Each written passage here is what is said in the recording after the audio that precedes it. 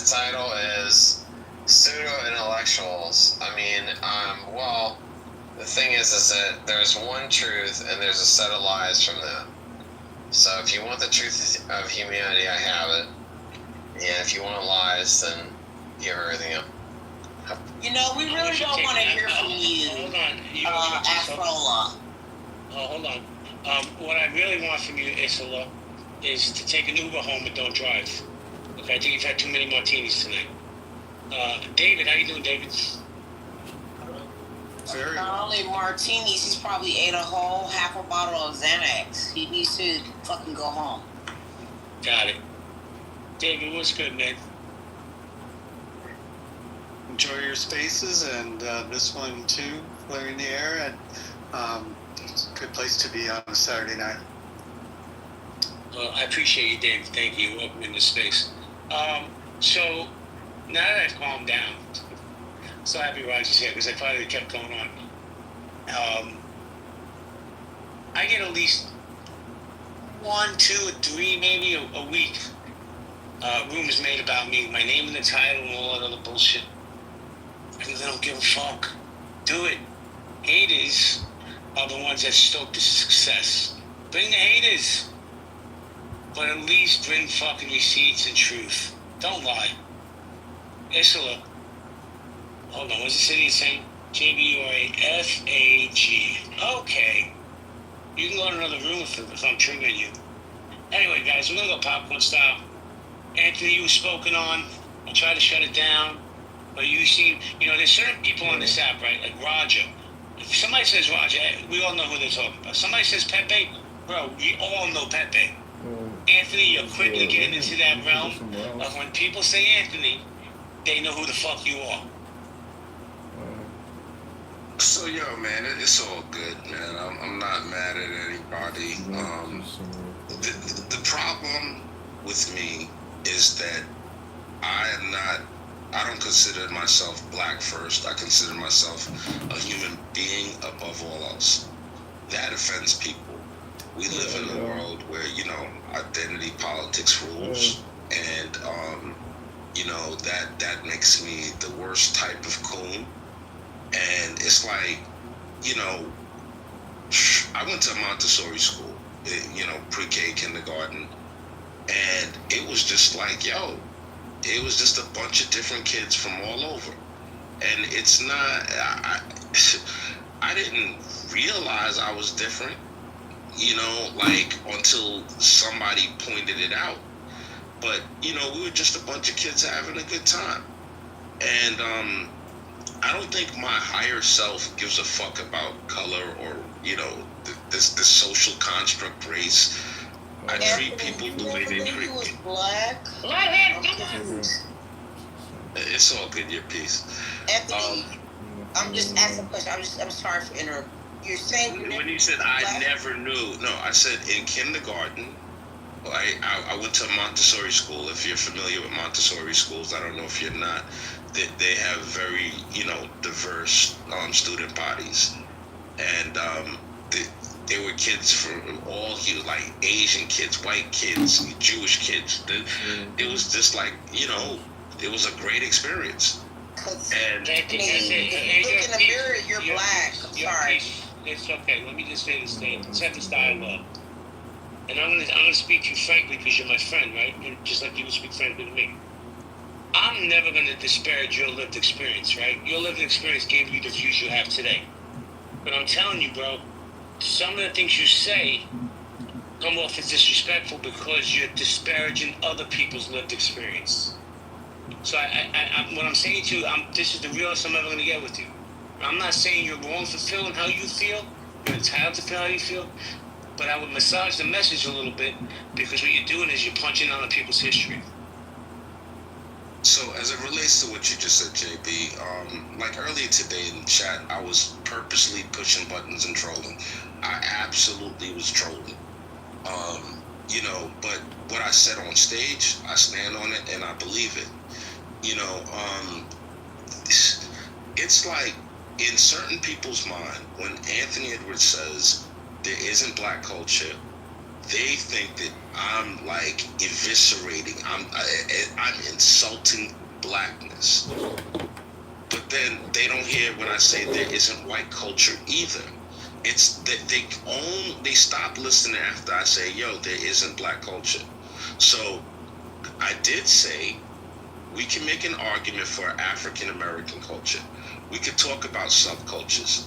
When Chaotic, aka Miki, came on, she started talking about subcultures. The very point that I made. She started talking about Louisiana.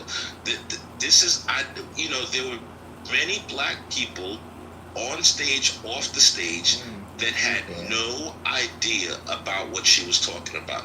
They could not relate. So I think that when you have like black people, when you have people talking about black culture, it's really like you're doing a disservice to people. You're doing a disservice to like the diversity of people. And same thing with white culture. It's a disservice. It's a flattening of black people. Black people are too diverse to be pigeonholed by this term, this social construct. This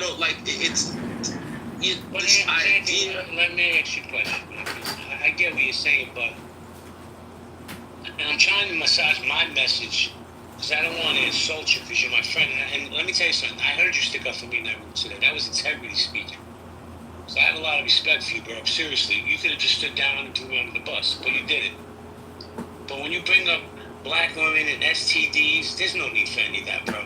Even if you're trolling. So, JB, like real talk, man, and I would rather us have this particular conversation, offline. I'm not. Wait, but hold on, JB. Didn't I send you something the other day about this specific issue? This isn't something that Anthony's just pulling out of his ass. Like, Anthony and I did not talk about that, and I sent you a specific article citing certain numbers within the black female population. But Adams. Is that him trying to do it divisively, or is that like a colloquialism in the science that exists? Can you talk, please? Hold on a second.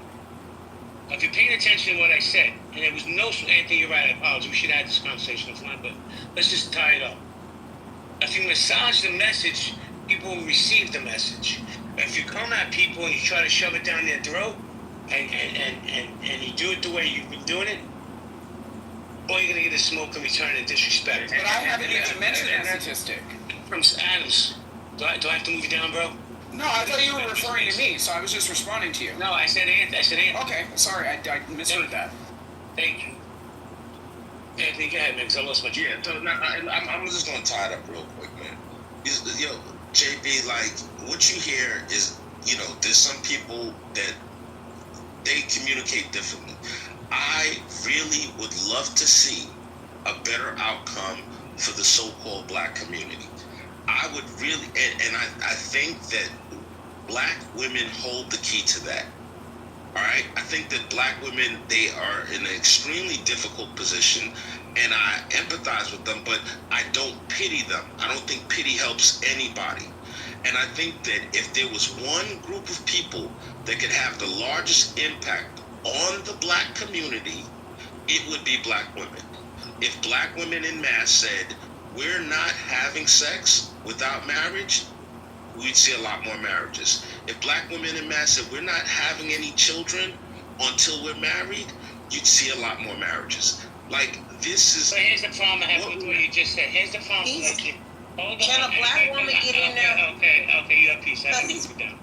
I'm going to bring you back up, but you just constantly interrupt and screw up the flow of the conversation. I'll bring you back up in a minute. But Anthony, I'm going to keep it 100 with you, bro.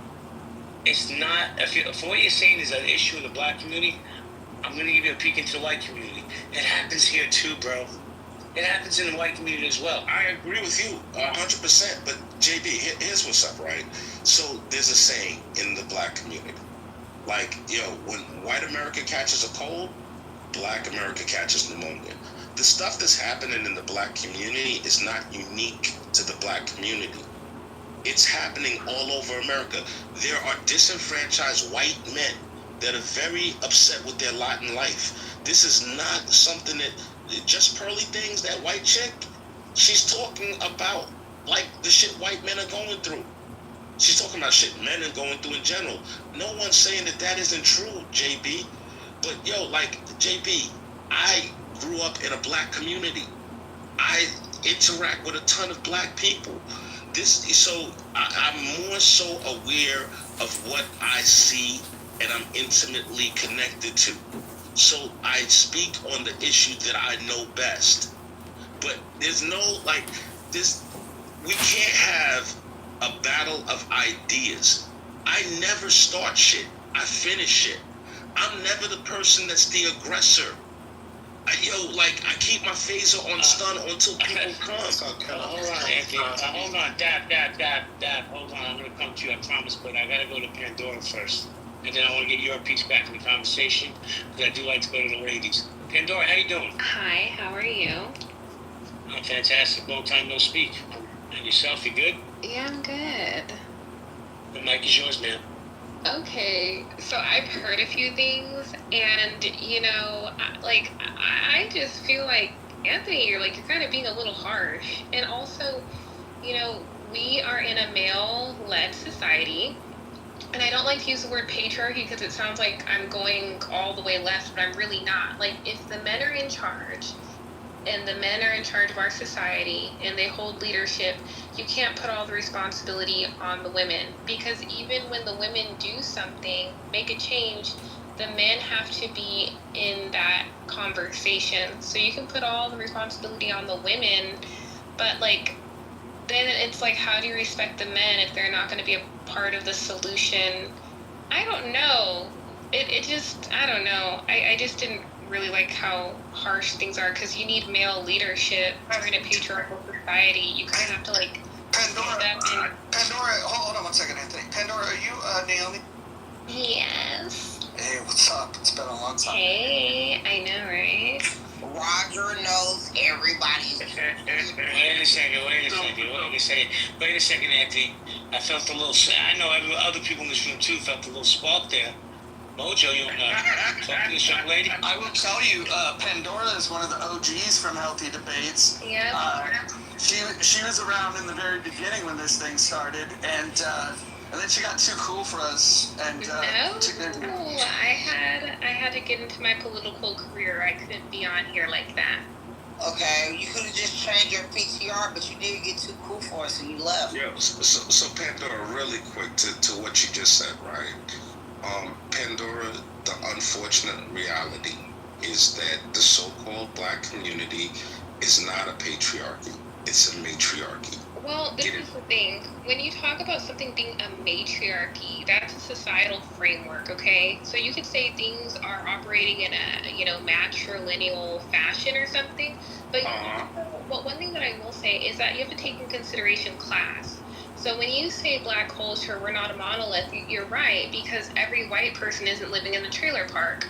So you can kind of refine the conversation by saying, depending on class. Yeah, that's true, because I'm black. But that's something I talk about all the time. Yeah, but socioeconomics. It's something that I say that people have more in common based on their socioeconomic status than their race. Anthony, let the young lady speak, please. Let me just say that this, and I'll be done. But even within class, we do have our own subculture. So I'm middle upper class, whatever, upper middle class.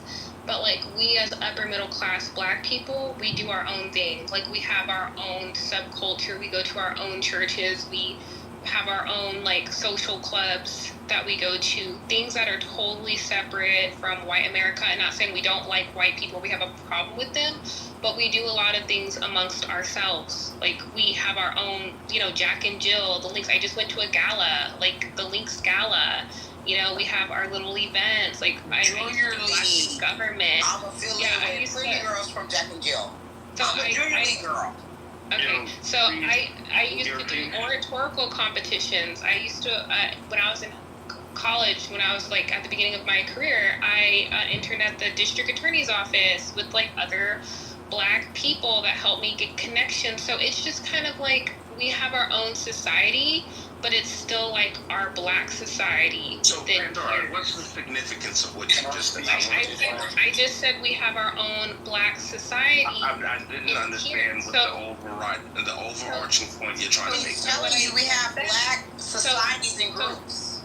Yeah, so the lower That was middle never class, disputed. that's black culture, right? The middle class has black culture, and like, yeah, like you could say maybe we have like more in common with a middle class white person than a lower class black person. Yeah, that's cool, I get it, but like what I'm saying is that like we still have a black culture within a class, and it is a black culture. Okay, so Pandora, we went from just talking about. Yeah, just really quick. We're having a little back and forth. Pandora, I think the conversation it's bouncing around. Like, I was midstream talking and you jumped in, and I'm cool to defer to you. It's all good. But it didn't, this, like, you jumped onto this whole culture conversation. And then, you kind of delineated based on socioeconomic strata, different types of black people, further making my point as it relates specifically to culture. That we can talk about subcultures, but this overarching black culture doesn't make sense when you hold up the microscope. That's what I've been saying, and you reiterated. But, like, it had nothing to do with the previous conversation. I'm gonna pass it to Dab. Yeah. Thank you for. And I just wanted to say one thing. Let your piece go real quick. I was supposed to go, but you know what? Your piece. Go ahead. Please, and it's just a statement. I really didn't have a lot to say, but a lot of things that this lady just said, Pandora, like she talked about Jack. Pandora, can I ask you a question? Are you familiar with Junior League? Oh, I've never heard of it. All I'm saying is we're similar to Jack and Jill. Okay, so we're like a non-profit organization. We're out there in the community. We're doing things in a lot of non-profit, like impoverished area, but it's not specifically just to black. Now we do have our own subgroup where it's like Junior League for colored girls. Okay, black girls. So we do outside of what we do, outside of the organization, we still get outside, boots on the ground, and go to our own neighborhoods and infiltrate with the same shit that we learned from this 401c3 non-profit organization.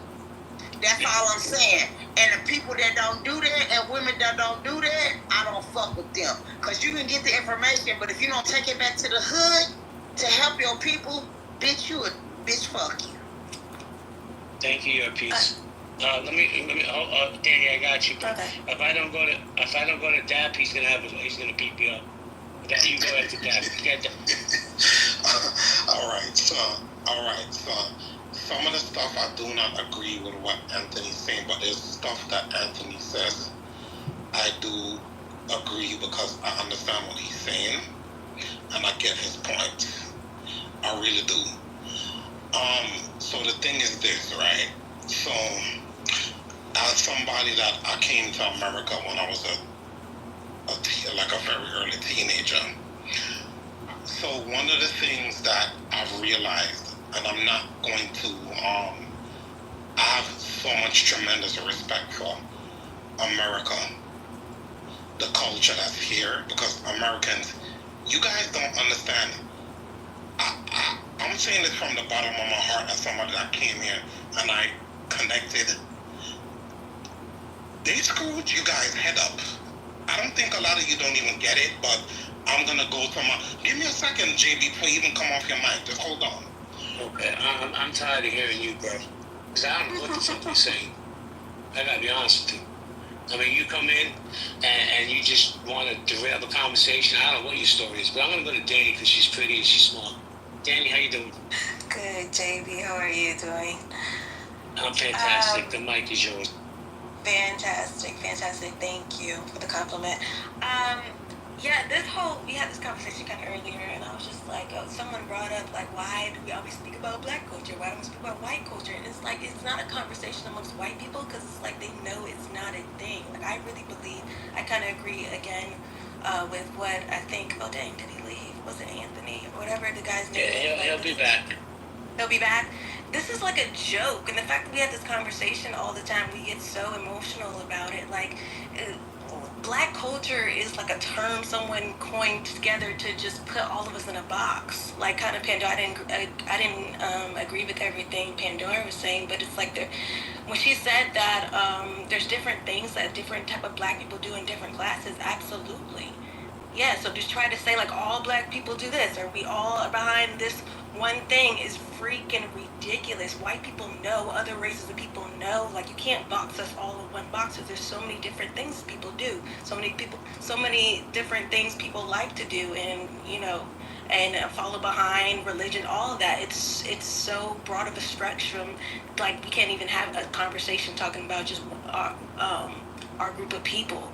Like, this is so crazy, and the fact that people get so riled up about it. Like, I literally just went into Google and I typed in white culture, and they said, but we can't really define it. But I put in black culture, and they literally put black culture is African American culture. It's like, whoa.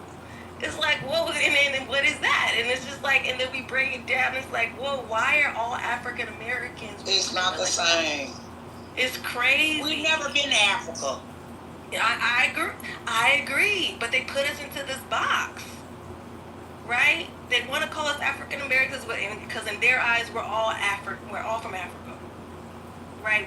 In their eyes, we all look like we just got off the boat.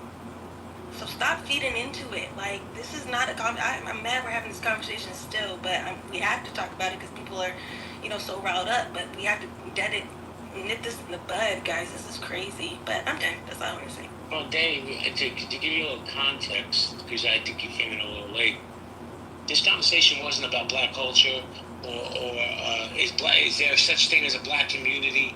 But some people say there isn't, some people say there is. This is really about me being called a racist because I hold spaces and I give black people places to speak. And you guys are breaking code by talking to me. See, there's this code that nobody sees but we know about. So that's really, and I was just ranting for about 30 minutes earlier about fuck what people think. I'm going to stand on my square and support who I want. Yeah, I was in that room earlier when that young man went off on you, and I was so irritated. I had to do something else. I couldn't really speak on it. And like saying the white man mask, like, when he said people were getting on their knees, I was like, come on, man, this is crazy. Whether you host spaces or not, like with a bunch of black people, who cares? Who cares? It's not like you're speaking negatively about black people, so why even point it out? Hey, Danny, Anthony came back. So weird. Did you want to address what Anthony said earlier? Now that he's back, I told you he'd be back. Anthony's like that kitten Anthony's that kitten that you feed that always comes back.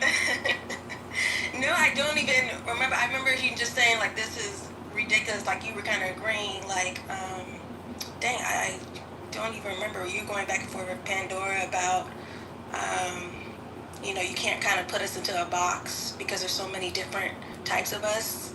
Maybe I'm misinterpreting what you said. I think you got the gist of what I was trying to say. I might not have articulated it as well as you just did, but yeah, I think you got the gist of it. Yeah, and I was just saying, I completely agree. Like, this whole black culture term is another way to put all black people into a box, and we're just not that. Yeah. So I was just saying I agree with you. I appreciate it, and thank you for taking the spirit that I meant it and not getting offended. To me, we're just talking about ideas, but there's people that, they get so angry when we talk about ideas that they want to actually, reach out into your real life and try to hurt you, try to dox you, try to swat you, try to, just fuck up your life. That's what, and you just have some people like that on Clubhouse that are just, really, really miserable. But, wait, let me just say this, Anthony. I get at least, and this is no bullshit, just in the last 24 hours, I've got 2 death threats, and somebody told me I should kill myself on this app. It is what it is, man. The mental illness is real on this app. And Jay, welcome. Welcome to my life. Welcome to my life. it's very funny that people want to say that I'm pro-black, and I just gave a list of rooms that I ran before this, app turned into what it was, and we were all summoned, from the home workplace back into the office. Let's talk about the room that I had trying to convince, black transgender sex workers to get out of the sex trade and to actually go to school. Let's talk about, the rooms where we were discussing, long-term care policies, for seniors, and how the insurance policies in America and, the underwriting is actually pushing black America out of opportunities to be able to equitably age in place. Let's talk about that room at Bruce's Beach. Goat, that was my room. Goat was sitting up in there, and him and I were exchanging ideas as far as alternative development practices. Let's have this dialogue, right? Yeah, I'm just saying, Jay, it's fake outrage. But here's the thing. I'm going to keep it real with you, bro. You can do 1,000 great things on this app, but when you go into spaces and call people baboons, silverbacks, and all these other things that you use, it erases everything you did good. I'm just telling you, you know how this app works. So when you come with that type of stuff, people remember what you're saying, and they pay attention to when you talk. Well, and that Jay, unfortunately says more about them than it does about me, because these same people complaining about inflation, a lack of opportunity, a lack of knowledge, a lack of resources. Well, guess what? I opened up rooms until 2 o'clock in the morning when I had to, have meetings because somebody had one last question that they wanted to further understand a certain political concept that they misunderstood in the beginning of that conversation. Some people could say, yeah, I could be taking a nice vacation to Hawaii. Instead, I donated a copious amount of money, to inner city schools so that they're able to have backpacks, full of school supplies in black neighborhoods where they're being encroached on by Latinos. So it's very, very, very crazy to me how people, follow me, behind my back with a camera every day. They follow my money, they follow my checkbook, and somehow they understand who I am in hearing the brief parts of my workday. Wait. Listen, bro. You're not hearing me right now. All that doesn't matter when you come into a space, go into a chat, and call people baboons and monkeys and silverbacks and all this other the nastiness that you say. So before you continue, hold on, Adams. AUZIA, go ahead, hon. I was just going to say, Dr. Adams, I don't know you from a can of paint. This is my first time navigating these spaces. And I also don't know you just to question the validity of the things you've done for my community. If you've done those things, thank you very much. We need them. But I guess my question would be to you, how are you then holding two truths, this value and this love and appreciation you have for the African American community with your works, but then at the same time, when I look at the messages, I see you saying disparaging things about single black women. I see you mocking us, and I don't even know you, and none of the things that you've said about black women thus far even apply to me.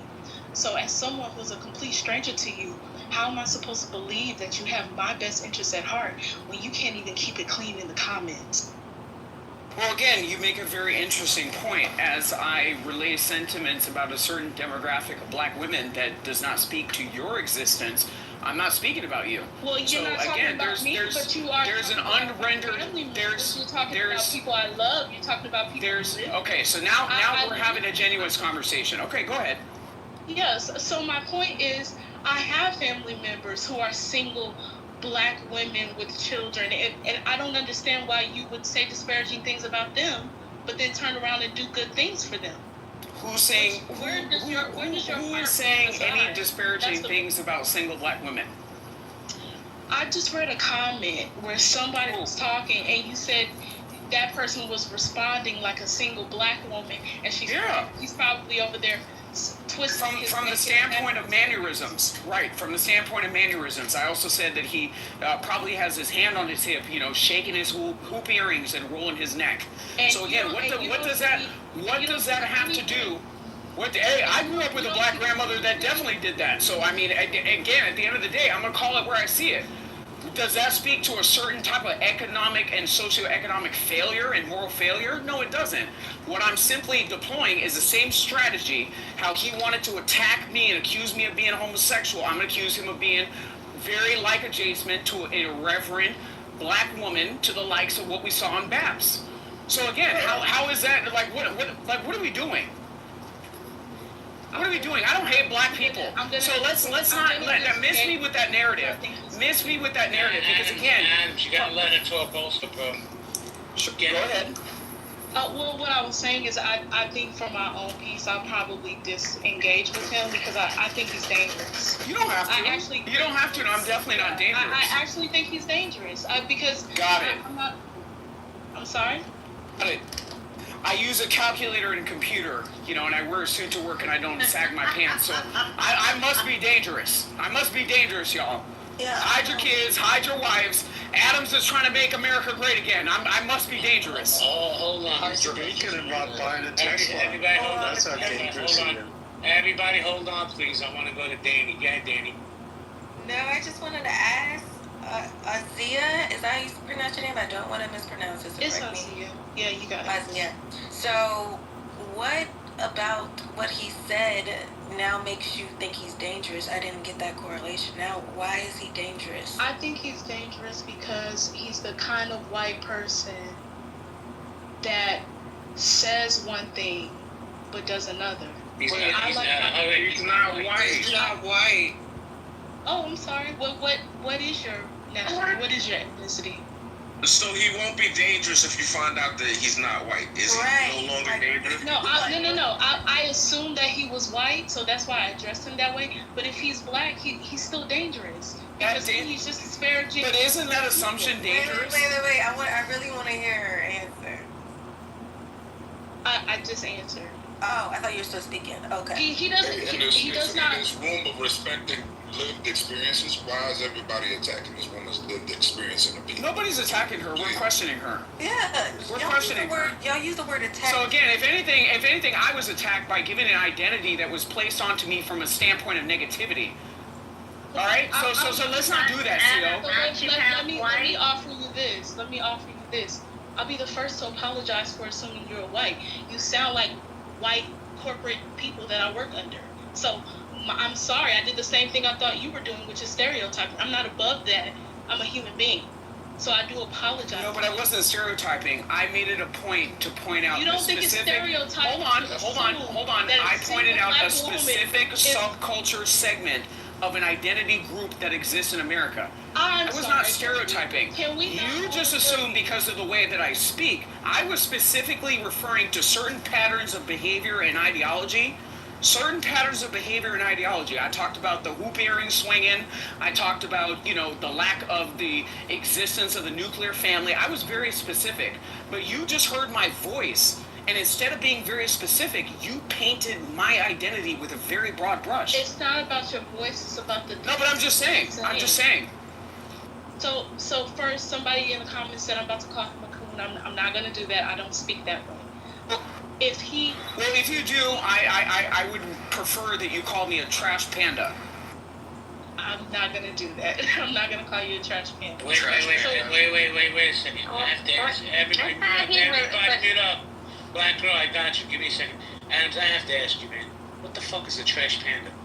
I mean, it's a raccoon. I mean, don't you see raccoons going through the garbage? Amen. Aren't they black and white? I mean, come on. That's all right. So everybody mute up, please. I want to go to Black Girl. Black Girl, how you doing? Black and gray. Hi, I'm fine. How are you, JB? I'm doing great. The mic is yours. Yeah, Dr. Adams, I thought you told me you were half white. No, I said that my father is a black American, my mother is foreign. I've consistently said that since I've been on this app. You guys miss a room with my DNA test in the PTR. It's crazy. Either way, he's not white. But, I just wanted to get back to Aziz in terms of the dangerous part. Okay. Hold on, wait, let Black Girl... Did you land your plane, ma'am? No, he got it. All right, Azia? Did I say that right, Azia? Yes, you did. Thank God. Go ahead. Yeah, so I think that any person, especially when we are talking about race stereotypes, right? I think it's dangerous for anybody to hold two truths. And that's what's confusing to me. That you would both want to help the African American community and disparage us at the same time. I think black women have it hard enough. Can I ask you a question? Before you continue? Yes. I'd like to ask a follow-up. Hold on, Adam. I'm just saying I would like to ask a follow-up. I'm not trying to answer. Okay, you are, though. Azia, Yes. Don't you feel what you did with him, and I know you didn't know, was stereotyping him? I did, and I apologize. I'm sorry. Did everybody hear me? Acknowledge my own human nature that I stereotyped him as a racist white man, and he's not even white, and I apologize for that. Did everybody hear that? Okay, my apologies. We heard the apology, but you made the same thing. He's saying you did the same thing that he did. Listen. I accept your apology. I don't feel like it was necessary. I really don't. I'm not that petty. You know, at the end of the day, it is what it is. I think that you're an exceptional speaker. I think that you have exceptional points, and I do agree with Jay, you know, in having your presence as being somewhat like refreshing in, you know, just the brain rot and you know, the echo chambers that we hear. So, you know, there's no offense taken. It is what it is. You know, people are going to think what they think. So I just want to add this last thing, right? So as a black woman who is a single black woman, I don't have any children, but I navigate spaces where I have to constantly be in community with professional white men and biracial men. And I did not mean to stereotype you as white. It's just some of the rhetoric you're saying reminds me of them. And so when I go into professional spaces, they already have assumptions about me and who I am based off of stereotypes. And this is why I say it's dangerous, because people expect me to be a certain way. And so I lose certain privileges due to that in spaces that I need to be able to navigate in safely. And so, sure, one person saying one thing about black women that's disparaging might not be a problem, but in the aggregate, it's quite difficult for us. And that's the only point that I'm making. So if you love us, and it sounds like you do, if you're willing to do community with us and you're willing to help us, I don't understand why you're speaking the way that you are. That's just the question. Can I answer her question? Yes, just give me one. Go ahead. Craig, are you there, Craig? Some app is glitching. I get nervous when Craig's so quiet for so long. I just want to make sure he's all right over there. But go ahead, Adams. Yeah. So when Craig gets quiet, I feel like, you know, people should be very concerned, because that man's about to take over fashion. He's about to take over, you know, retail distribution. You know, shout out to Craig. But here's what I will say. You know, I hear where you're coming from. I totally do. I don't hold any type of vitriol beliefs about black women in the terms of collectively assigning responsibility from a subset of bad acting black women to all collecting black women. So again, I'm very specific in the things that I say. Okay, the mumble we rapping. got Astro in the chat with the N word with zero friends who's got it. No, go ahead, David. That's important. Remove that person. Some of these people need to be removed in the chat. Hold on. For all you would-be moderators, I want to throw this out there. I've been moderating rooms. I would venture to say I probably, with the exception of maybe the Biblical Smoke Room, I've probably modded more rooms than anybody on this app. And I can tell you, the one thing you should stop asking for is for people to be removed so quickly, because what happens when you allow it to stay is you allow people to report it. And so I don't like calling that out, but sometimes you guys need to have the obvious pointed out to you. If somebody's saying something that's against the terms of services, just simply report it. Thank you. I forgot about that. Thank you, everybody. Where were we? So I just want to say this very briefly. I don't hate black women. Okay, I love black women. I don't think that black women are the bane of existence or the scum of the earth. That's not the sentiment that I'm coming from. The specific subgroup of black women that exist in black culture, not identifying collective black culture, is down bad. I'm talking about the Altima driving, okay, shower cap wearing, no apologetic, having, irreverent black woman. And to be very honest with you, listening to the comments and the sentiments of other black people, they are just as much of a strain to our identity as anybody else trying to act badly and to do bad to our said identity. So I get where you're coming from. I hear that, the second that I say black women, people feel like I'm applying to all black women. I'm not applying to all black women. I'm talking about a certain socioeconomic subset of the black community that has exemplified moral degeneracy, socioeconomic failure, and a deployment of tactics that, quite frankly, demonize white people from the standpoint of not wanting to get equality, but otherwise revenge.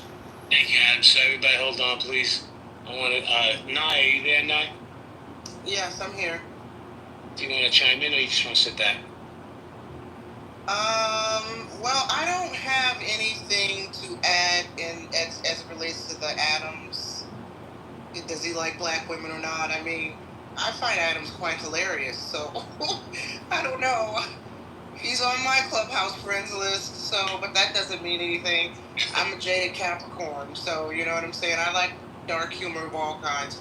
So I don't really have anything to say about the Adams debate. That's racist. Don't use the term dark humor. Well, New York, in response to that, New York. Can I ask a question real quick? When they drag me, Adams, hold on a second. Craig, did you say something, Craig? Yeah, I was worried about you, man. You were too quiet for too long. Okay. No, my bad. I was just a little busy. That's all. I was gonna say, KK was removed from the room. I just wanted to let you know that. I don't know who removed her. That would be me because she was taking personal shots at me. KK and I have a long history. Oh. So, okay. Yeah, and it's not a good one. So if she wanted to come up, she could have came up. But then she starts talking about me, my family, my past, all that other bullshit. You know, I'm not dealing with that. That's why this room is open. You got something to say, stand on any square, come up. Now, your relationship with her, Craig, that's cool. I get it. I respect it. But, you know, she needs to show a little respect to me in my room as well. That's all I'm saying. Roger that. Roger that. Thank you. Let me go. CO, are you there, CO? Yo, I'm here, JB. And I see you put a new picture up, man. You looking good. I can't finish speaking before you. Yeah, it's all good, man. I put the horseback ride in the mountains on there, man. Based on the conversation in one of the other rooms, I think you were in, but man, I'm gonna be honest, JB. It's been a long day for me. I've been multitasking in the background, man, and these conversations, man, they're taxing. It's exhaustive, man. And the only thing I think I will say, I changed my mind, is all humans function because of our brain, the way we were crafted and created, and mental health is real, right? So just on like the gaslighting that people don't realize that they're doing, for a lot of my culture in particular, when they almost base people are stupid for feeling this way, people were stupid for being emotional, people were stupid for reacting. But these are people's real experiences, man. These are humans, right? They're not just, there's no wand that we can wave and say, get over it. Stop feeling that way. People have some real opinions, man, and there's no way we're gonna punch and shame them from responding the way they do, man. Every human being, man, is just, people are like computers, man. We come into the world out of a womb, and we get programmed. Whether we're black, white, tall, skinny, fat, ugly, pretty, whatever, we get programmed and conditioned between nature and nurture, between, the genetic information that's there, and then everything we absorb and ingest for this world, man. So people aren't just being who they are to spite other folk. I just hear a lot of ignorance in a lot of these rooms, man. You know what I'm saying? So I pity the ignorance more than I have disdain for it, right? So I just want to just make sure that we have a beat of compassion. And I hear people always saying, hey, no, you uppity Negroes are cool with me. It's just, I hate the low-class Negroes that baby mamas and stuff. When people say that, man, I almost get a headache, man. It's like, not trying to be funny, I got cousins that you guys would think ain't shit. I got a bunch of family members that are accomplished academics. I got a cousin that's a pimp. I got cousins that hustle. I got family that's a Buffalo Soldier and a Tuskegee Airman in history. I got family that's the top of military, family that's the top of academia. And I love them all just the same, man. Got family that's cracked out. Who are we to keep throwing stones like we're above people, man? You know what I'm saying? These are real fucking human beings that we're talking about, whatever color they're in. I just wish people would have a look. And I guess none of you are religious, because I don't care if it's Buddha, is Allah, you know what I'm saying? I can, whatever other name you want to do, from the Torah or Jesus, whoever you want to talk about. All of these religions have some type of redemptive quality, right? Where humans are capable of taking what they did yesterday and turning it into a brighter freaking tomorrow. That's why JB sitting at the top of the I'm wrapping up. I know you guys weren't going to take it. I probably went 2 minutes too long. What am I, a minute and a half now? You can people jump in. I get it. Hold tight. JB should be able to be redeemed from whatever he did, because he's authentic. He's real. And I rock with people no matter what color you are. If you're pro-culture, pro-human, I rock with you because of your mentality. I'm just leave it there, man. I just wish people had more compassion for the mental health of this world going through a lot of tough shit. Thank you, CO. So, Dab, I know you have a different experience over politically correct. Here we run it a little differently. So I need you to start respecting what people are talking. I know what you have to say is more important than everybody else. It's But I've given. Well, then you need to show a little mind control. Then Yeah, but he's dropping me. I'm gonna do this because you come on. Hey, Dap, because it's his room. It's his room, Dap. Let him run the room like he wants to run the room, man. You have a couple of good points every now and then, but you keep coming up demanding a D-boy. How you come into somebody's house and tell them the protocols for the house, my brother? Let's have respect. You know what I'm saying?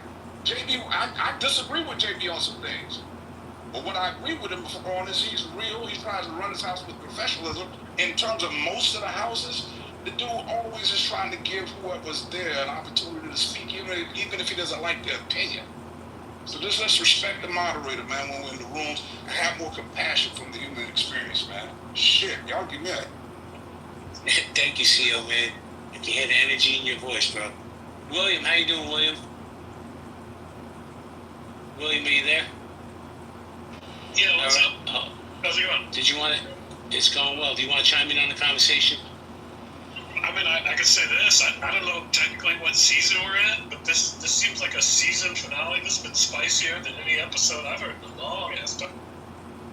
Yeah, you know what happens? I'm gonna tell you what happens when people mistake my kindness for weakness.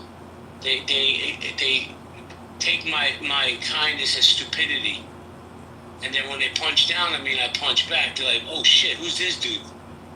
See, they brought out another side of me. I try to have good conversation, civil conversation, let everybody speak. But when you come at me, expect me to come back. But thank you for that, William. Scooby, what's up, Scooby? What's up? I'm enjoying the room today. Just today? Just today. Got you. Danny, I know you tried to jump in. Did you want to jump in, Danny? No, I wanted to say this is kind of a conversation other people have spoke to since Isaiah. Am I saying that right? I keep fucking up. It's Isaiah. Isaiah, since she spoke. It's a beautiful name, by the way. Beautiful. I'm mad at myself. I'm messing it up. Thank you. But yeah, it's like, yes, we all go through things. Yes, but when we say things and we allow people to trigger us, and it's not even like just like to you, like doctor, like you're not a single mom, are you, Azia? No, I'm not. You're not, but somehow you got it triggered. And I get it. You say you have family members and stuff, but it's just like someone put in a chat, and this has been something I'm sure everybody has heard, like if it doesn't apply, let it fly, you know. And I don't think, you know, yes, people should be, the way they communicate should be there should be some decorum, right, on how you say certain things. But again, if you give people so much power and you let people, you've allowed people to get you riled up like that, it shows a lack of control, of emotional control. To me, it shows a lack of intelligence. I put on my story today, I was like, you found it offensive, I found it funny, that's why I'm happier than you. Like, that's the type of mentality I feel like most people should have. I want to have the opportunity. Hey, Danny. Yes. Hey, Danny, I'm going to tap off for a minute. I'm just giving you 30 seconds. Gives you the audacity to ride in on a high horse telling somebody what they should or should not be triggered by. I'm really disturbed by your attitude, and you thinking you don't know this woman's experience. You don't know what trauma. It'd be like if somebody was. Bro, you did the same thing today. Really did. Go ahead. You literally did the same thing. Everybody mute up. Let the man land his plane. Sure. Hold tight real quick. We don't know what people are going through. You don't know what people's lived experience is. You don't know if just today somebody said something to her, or somebody ran over a family member, or somebody, she lost a family member. We don't know what other people are going through. And if I did, just so I never said that I'm perfect. You just see that I lost my cool and cuss somebody out that I don't even know who they are. So yeah, you could throw stones at me, but it's not making it about me. Just make it about the moment right now, and let me do what I'm saying everybody else should do. Let me do it too. But what I'm saying is, this woman, Azia, just came in and said what she said, and I just said what I said. Please, Danny, please answer me, because you seem like a beautiful woman, super intelligent, and you mean well. But how can you tell a culture or a human what they should be triggered by? I don't get it. I am a beautiful and intelligent woman. Yeah, thank you. But it's crazy, as you said, I was on a high horse. So I literally have a PTR on a horse high up. But anyway, I'll answer your question. I literally asked her if she's, my mom was talking about, I don't know what she's going through. And I asked that specifically so I could understand if she's going through something, specifically referring to the comment Dr. Adams made. Hold on. I didn't interrupt you guys. We are all going through stuff. You don't know if I'm going through something, but you had the nerve to get off your mic and say, oh, you on your high horse. I could be going through stuff right now. That doesn't determine you responding. That shouldn't determine on how you respond to things. And that you just absolutely proved my point. Responded emotionally to something that had nothing to do with you, right? There's nothing wrong with emotion. Emotion is cool. It is. And there's nothing wrong with emotion. You shouldn't be led by your emotions. You're never going to succeed that way. I've been successful, and I can say, you say, how dare can I speak on this? I can tell you I'm around successful people. I was speaking first, and you now are interrupting me. You now are interrupting me when I'm speaking first. They're successful, so don't demonize emotion. Stop telling people that. When you allow it to dictate, there's nothing wrong with having emotions off this app when you're speaking. Everybody named her dad. What, Craig? And what's the point? Who said that? No, I said everybody he just named, they're all dead. So what point does that really prove they're all dead? It's so irrelevant. Okay, so what? Who? I don't even want to know who that is. Go ahead, finish your point. Emotions are fine to have. I agree. Like when you're talking to your sister, everybody has emotions. Women have them 10 times stronger, in my opinion. Absolutely. But when it comes to having a actual conversation amongst strangers, nobody, I think, knows anybody in person. I don't think. I might be wrong. You can't let things you're going through and your emotions to be put in a conversation. And again, allow you to be led by them. Right? You have to look at what somebody's saying. Remove yourself out of it. JB is the host of the room. Okay. He opened up the room, and for 1 hour, we empathize and listen to JB's emotions. Are you punching down on Azia? Right, so tell me, why don't you do me a favor and tell me how you really feel, and if you could stand on your square. Was he speaking on his, let me ask this about question. His emotions. Was he talking about his emotions or something that actually happened? Yes, he was. He was talking about all of the above. Something that happened and something that actually happened isn't their emotions. See, this one. Who was emotional? I was literally with our facility nurse taking somebody's blood pressure. Okay, and then I came. Adams was talking about me. Nobody was even talking about you. See, you being emotional and nobody even called your emotional name. Got it. So it wasn't emotional when you were calling for mass reporting because you heard something and hurt your feelings?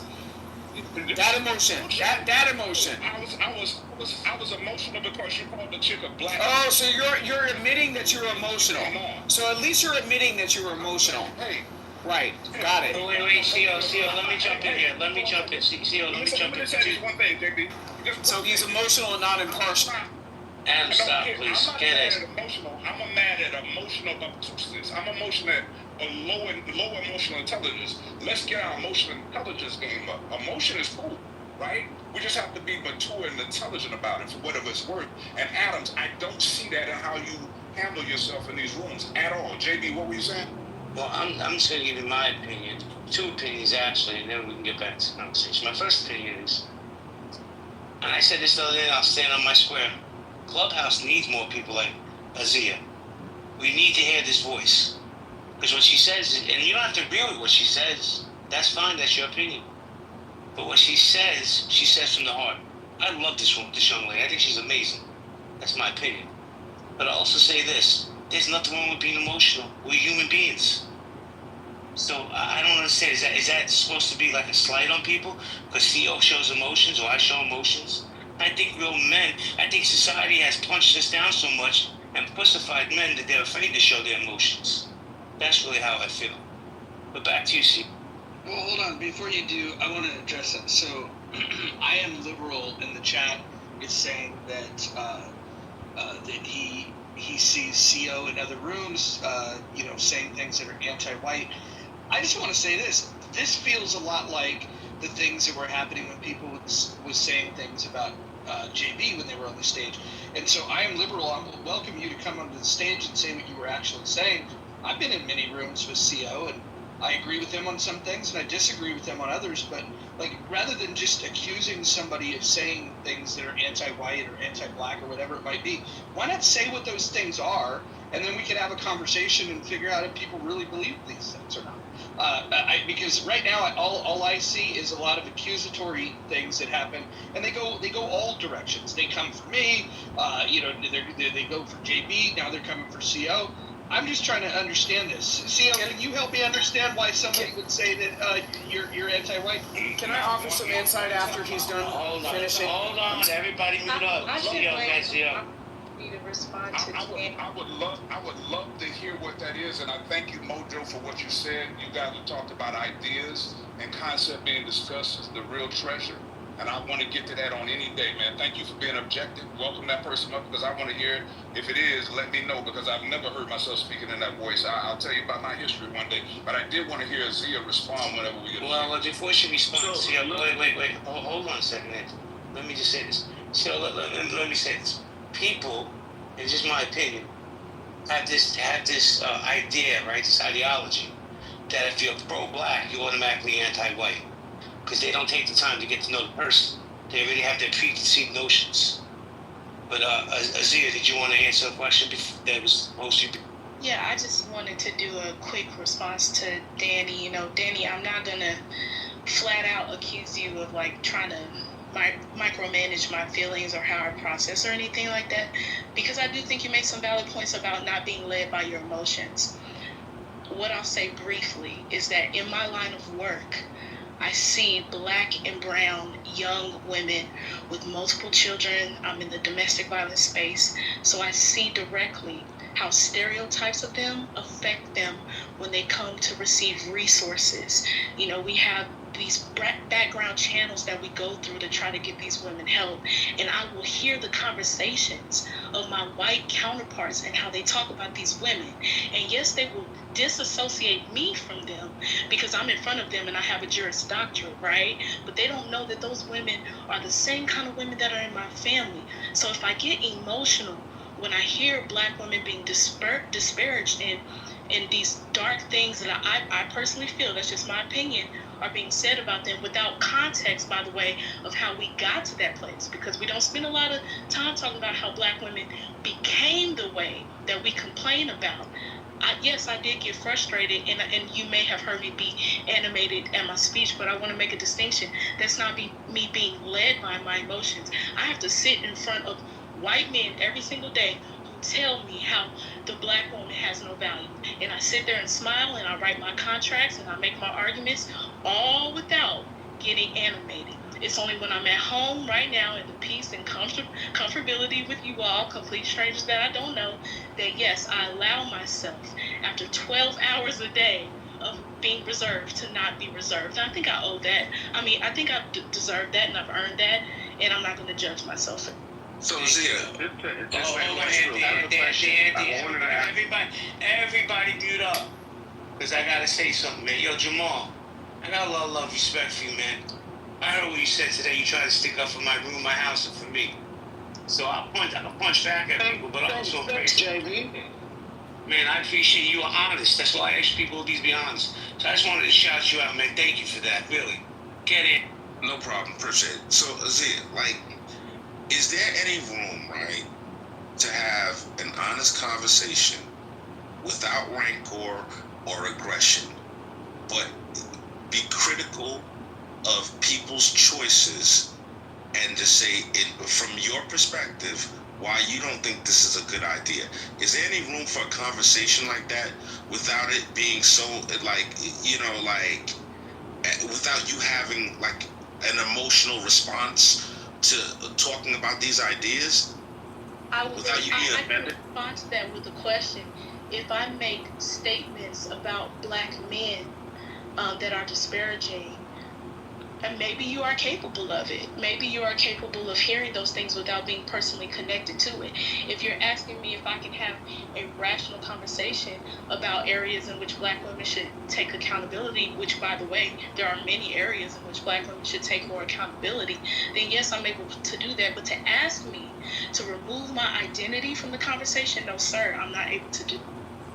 So, like, Zia, like, I try to be the example of the life that I want to live.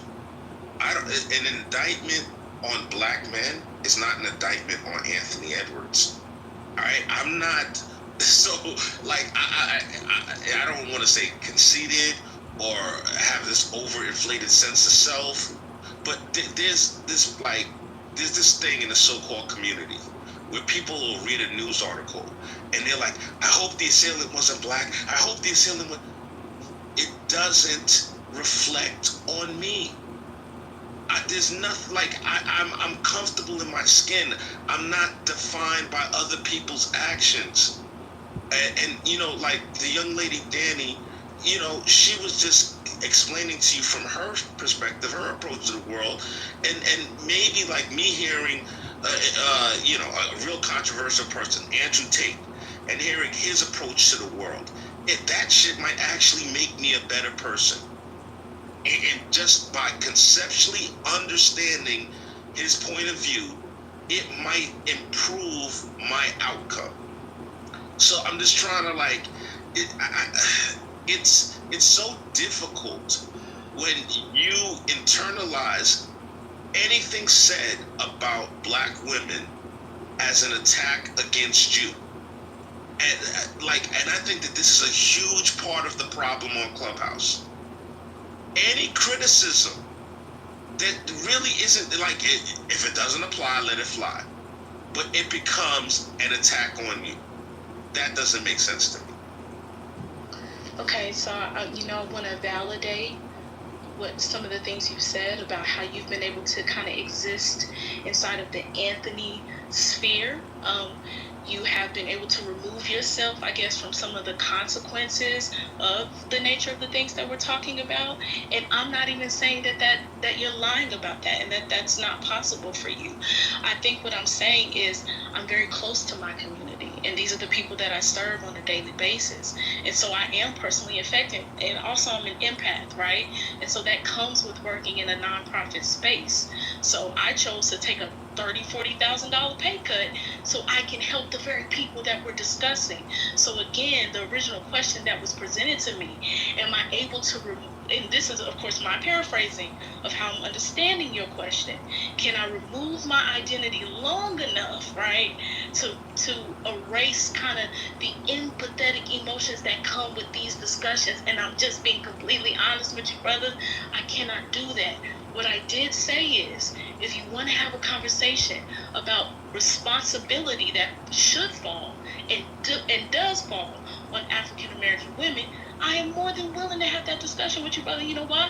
I have that discussion with my clients. When one of my clients is on her third baby, with her third baby daddy, you think I'm not having a conversation with her? But then What we're not talking about is how she was raped, how she didn't have a father in the home, how her mother was on drugs. See, we're not having that conversation. So my follow back to you is if we are going to have that discussion, does it stop with just black women, or is it the system and everything that caused it? And that's been some of my frustration, is that the buck always seems to stop at black women. I don't know who said it. Someone said I love black women, but I think they're the key to changing everything if they would just stop sleeping with men. It's not that simple. Because when are we gonna other men also gonna stop sleeping with the women? I know I'm getting far, so I'm gonna land the plane. The point is, when someone asks me about a nuanced conversation, I often find the nuances stop with black women's responsibility, and we don't go past that. I'm willing to talk about it. Are you willing to talk about everything? So, Azia, and I think, we're actually making progress, right? So, Azia, I have empathy for the young lady you just described, right? But, I don't blame the system. If Johnny can't read, that's his parents' fault. If that poor young lady was brought up in an environment, she was birthed to a mother that didn't ensure her protection, I don't blame the system for that. So what ends up happening is, somebody has this horror story about foster care. None of my family, my niece, my nephew, none of them are going to end up in foster care because I'm not letting the system take care of them. They're my responsibility. I'm going to make sure they're good. I'm not going to blame the system. The system is it's the place of last resort. It's the if all else fails, in emergency, break glass. That's what the system is, and I'm damn sure not gonna blame the system. I thank God that we have a social safety net, but God forbid that anybody in my family has to fall so low that they have to depend on the social safety net. Can I just say that? Hold on. I just want to say this about safety nets. If you look at people that walk the high wire in a circus act, they have to walk a lot straighter if there's no safety net. So, Roger, can you expand on that? Yeah, I think that the provision of a safety net is part of the problem. It allows people to make more mistakes because the system will pick them up. And I don't think we should be fighting for a safety net. We should be giving people the tools to not need a safety net. I agree with you 100%. Everybody hold on. May I jump in? Yes, you may hold the mic. Is yours. Okay, so I think this conversation is amazing, and I have a couple of things to say because I've been listening for a long time. First, I believe any community can get the business from any other community. And what I mean by that is I think any community can critique another community. I am a white man can't jump type girl. And the reason I'm saying that is because Billy Ho stepped on the court and he didn't give a fuck. Like, he was talking shit just like they was talking shit to him. And then the other thing I would like to say is that I hear what the young lady is talking about, and I'm just going to say this completely. I come from Appalachia. My mother had bipolar disorder. My father didn't raise me. I was raised with my grandmother. My uncle was a transsexual woman, well, a man who was turning into a woman. They were murdered. My grandmother committed suicide. Like, I can list the atrocities in my life. I graduated from undergrad at older with 2 kids, didn't have no car, used to walk to get to school. I ended up graduating from NYU with my master's degree at 40 years old. Like, I come from the fucking bottom of the fucking barrel. And the one thing I have learned in my life is that when we work in spaces of nonprofits and working with other people that look like us or don't look like us, we cannot have transference. Because when the moment we have transference, I'm sorry, none of my clients are me, no matter if they look like me or not. My clients are separate from me. And the problem is that for me, when I hear other people talk about this, is that we have to understand that class is a bigger issue than race. And it makes people very uncomfortable whenever we talk about this, because I can take you to a holler. I can take you to a holler in Appalachia, and let me tell you something, they get down just like the hood does, because I call myself hillbilly hood. So class is a huge issue, and the reason why it's not talked about enough, because it brings people more together than separates us. Because they did the same thing within the coal mines and the coal mine wars, is they separated everybody by race and told every other race, hey, we like you more, no, we like you more, but they was fucking everybody. So I think that the race is used as a way to manipulate and to separate us than to bring us together. And this is the last thing I'm going to say. The problem, JB, that I'm hearing whenever people get upset with you is because a lot of people have this idea of benevolence. I think I'm saying the word correctly, with white folks who want to be too kind to black folks. So be like, oh, you just trying to be nice, when I don't even see it like that. And JB, I like you. I've been in your rooms. I don't come to Clubhouse like I used to, but and the other issue, I would say this, and then I'm going to shut up, is that all of us are more alike than we are separate. And always remember, it's a political agenda that they try to put on us to separate us. And thank you for letting me ramble. Thank you, Tom. I appreciate you. Great share. All right, let's get a new speaker. Jamal, you there, Jamal? I am. You know what I wanted to say about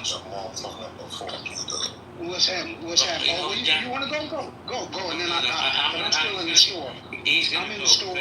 Let him go. No, I moved him down. He's been interrupting all night.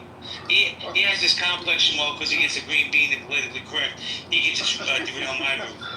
Well, look. All I was going to say was to Anthony. Anthony has acquired some skills, and this is what I think puts you in a different frame of mind and thought when you do put some skills together. However you do them, whether they're real estate, whether they're medical, whether they're cosmetology, barbering, truck driving, whatever your skill set is, computer science. Once you start to put the skills together, you start to understand how to really maneuver around the country better and build and create things. But you got to put the package together for yourself. And a lot of people have the idea in their mind of what they see themselves, but they won't create themselves. And Anthony is one of those people who put some time in, and that's why it comes off almost arrogant. And I think it's unsympathetic too. That's the way it comes off. But you have put the work on yourself. Jamal, let me ask you a question. But that's the way it comes off. Let me ask you a question, Jamal. Since you brought him up, and I said it to him earlier, I'm just going to ask you your opinion, because I heard you speak highly of Anthony, by the way. I have a lot of respect for him. As you should. He's a good guy. But do you think if he massaged his message, the message would get through?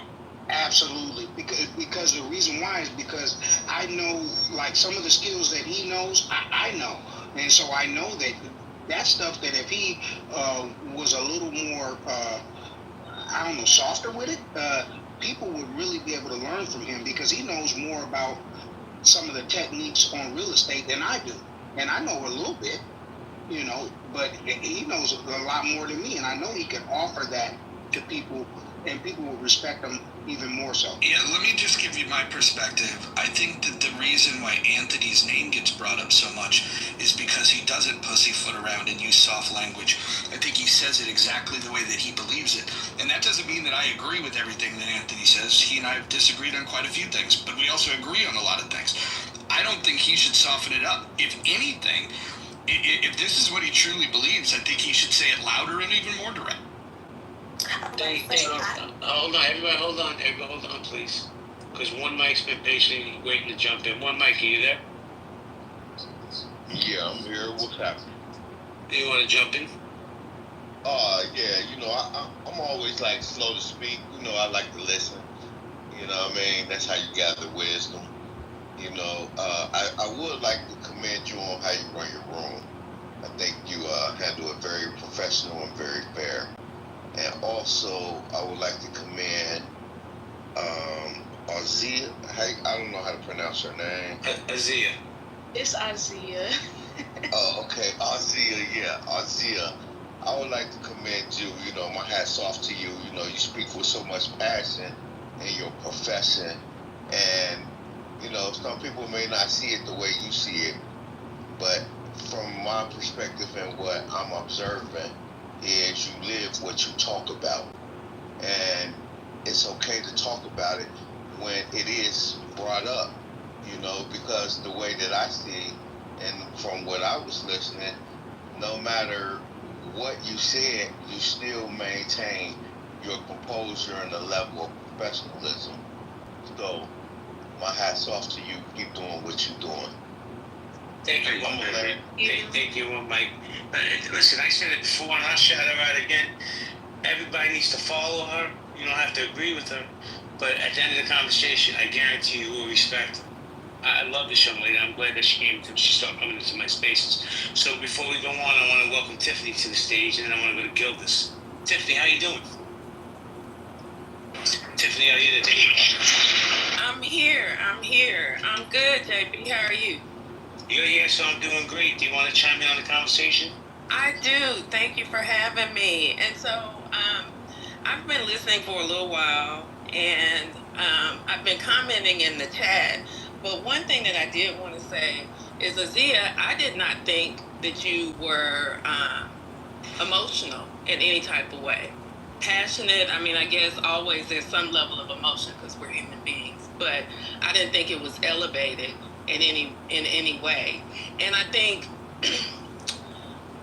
from the exchange between you and Adams, what I really took away from it was that Adams is definitely entitled to his opinion, and it's a real an opinion that he has and many other people have. I think the issue sometimes is that I don't know what Adams does for a living, but Adams could very well be a person that's in a position to influence policy and process and law. And if that is the case, then some of those beliefs have to be questioned in these types of spaces because they do unfortunately become a part of the system. Wait, hold on a second. What belief? Like, first of all, I think a lot of you missed what happened here. Adams was counterpunching at somebody that was talking shit to him in the chat. He fired back, and then everybody decided to take exception to what Adams had to say. I think if everybody went back and replayed the entire tape and understood exactly what happened, they wouldn't be saying half the shit they're saying. I agree totally. Well, even with you all agreeing, I mean, I still think that the generalization that I heard from him was a generalization. It wasn't, I mean, I don't remember him putting out any necessarily facts to support it. And so from where I came and where I joined, and that's what this is, you come in where you come in and you hear what you hear. And so my response remains the same, that he or anybody else on here could be somebody that influences policy, process, laws, or any of the like. And so sometimes some of those generalizations, when they're made, even in some type of short text, could be problematic or could be some showing of an ideology that just needs to be questioned. That's the whole thing that you guys are talking about here. And the young lady that was from Appalachia, I agree with her. A lot of times it is much more about class, but we get so distracted with race. And so from that perspective, I do kind of agree with Anthony, but at the same time, I'm conflicted about my agreement with Anthony, because here I am, a person that's very much benefited from these upper middle class societies and groups, Jack and Jills and whatnot. So that's all I had to say, and I'll land my plane. Thank you very much. Gildas, how you doing, Gildas? Hey, I'm doing all right. Hey, before Gildas goes, can I just jump in real quick and just say that from her lips to God's ears, I hope that Adams gets to influence policy. I've heard him enough on this app that even when he does troll, if you can get past the trolling and you can have an honest conversation with him, I think he's precisely the type of person that I would want influencing politics. Thank you, Roger. So, that means you're moving to the Republican Party. Gildas, how you doing? Oh, that is not what I said. Sorry, Gildas, I was trying to gaslight Roger. Oh, no problem. You know, I didn't get to hear the exchange, so I'm going to let things move past me for now, and I'll get in later. Thank you, Gildas. Appreciate you. Let's go to J-Lo. J-Lo, how you doing? J-Lo, are you there? I'm here. How's it going? It's going great. Do you want to chime in on the conversation, or you just want to hang out with the cool kids? No, I just, earlier you were talking about, I think Anthony was saying that, I came in at the end, but he was saying something like, you know, his family would be there to support, you know, the kids and not to blame society for the way that kids are raised. Did I get that right, Anthony? I'm sort of paraphrasing. It's fine though, but I'm curious to know what your overarching point is. So my point is that, you know, when it comes to the foster system, I have seen things go both ways, and a lot of times it's not the child's fault, and the kid will get put into a shitty foster home. And there's good foster homes too, but it's not their fault that they were birthed into, whoever gave birth to them and then couldn't take care of them, be it drugs or you know, homelessness or whatever reason they're being taken care of. So I do sometimes blame society in terms of the foster care system, how it's handled in certain states. And that's it, anyway. Thank you, J-Lo. Let's go to JR. JR, are you there? Jay? No Jay. All right, let me welcome Miss Lopez Aguirre. Miss Lopez, how you doing? Hi. I'm just, you know.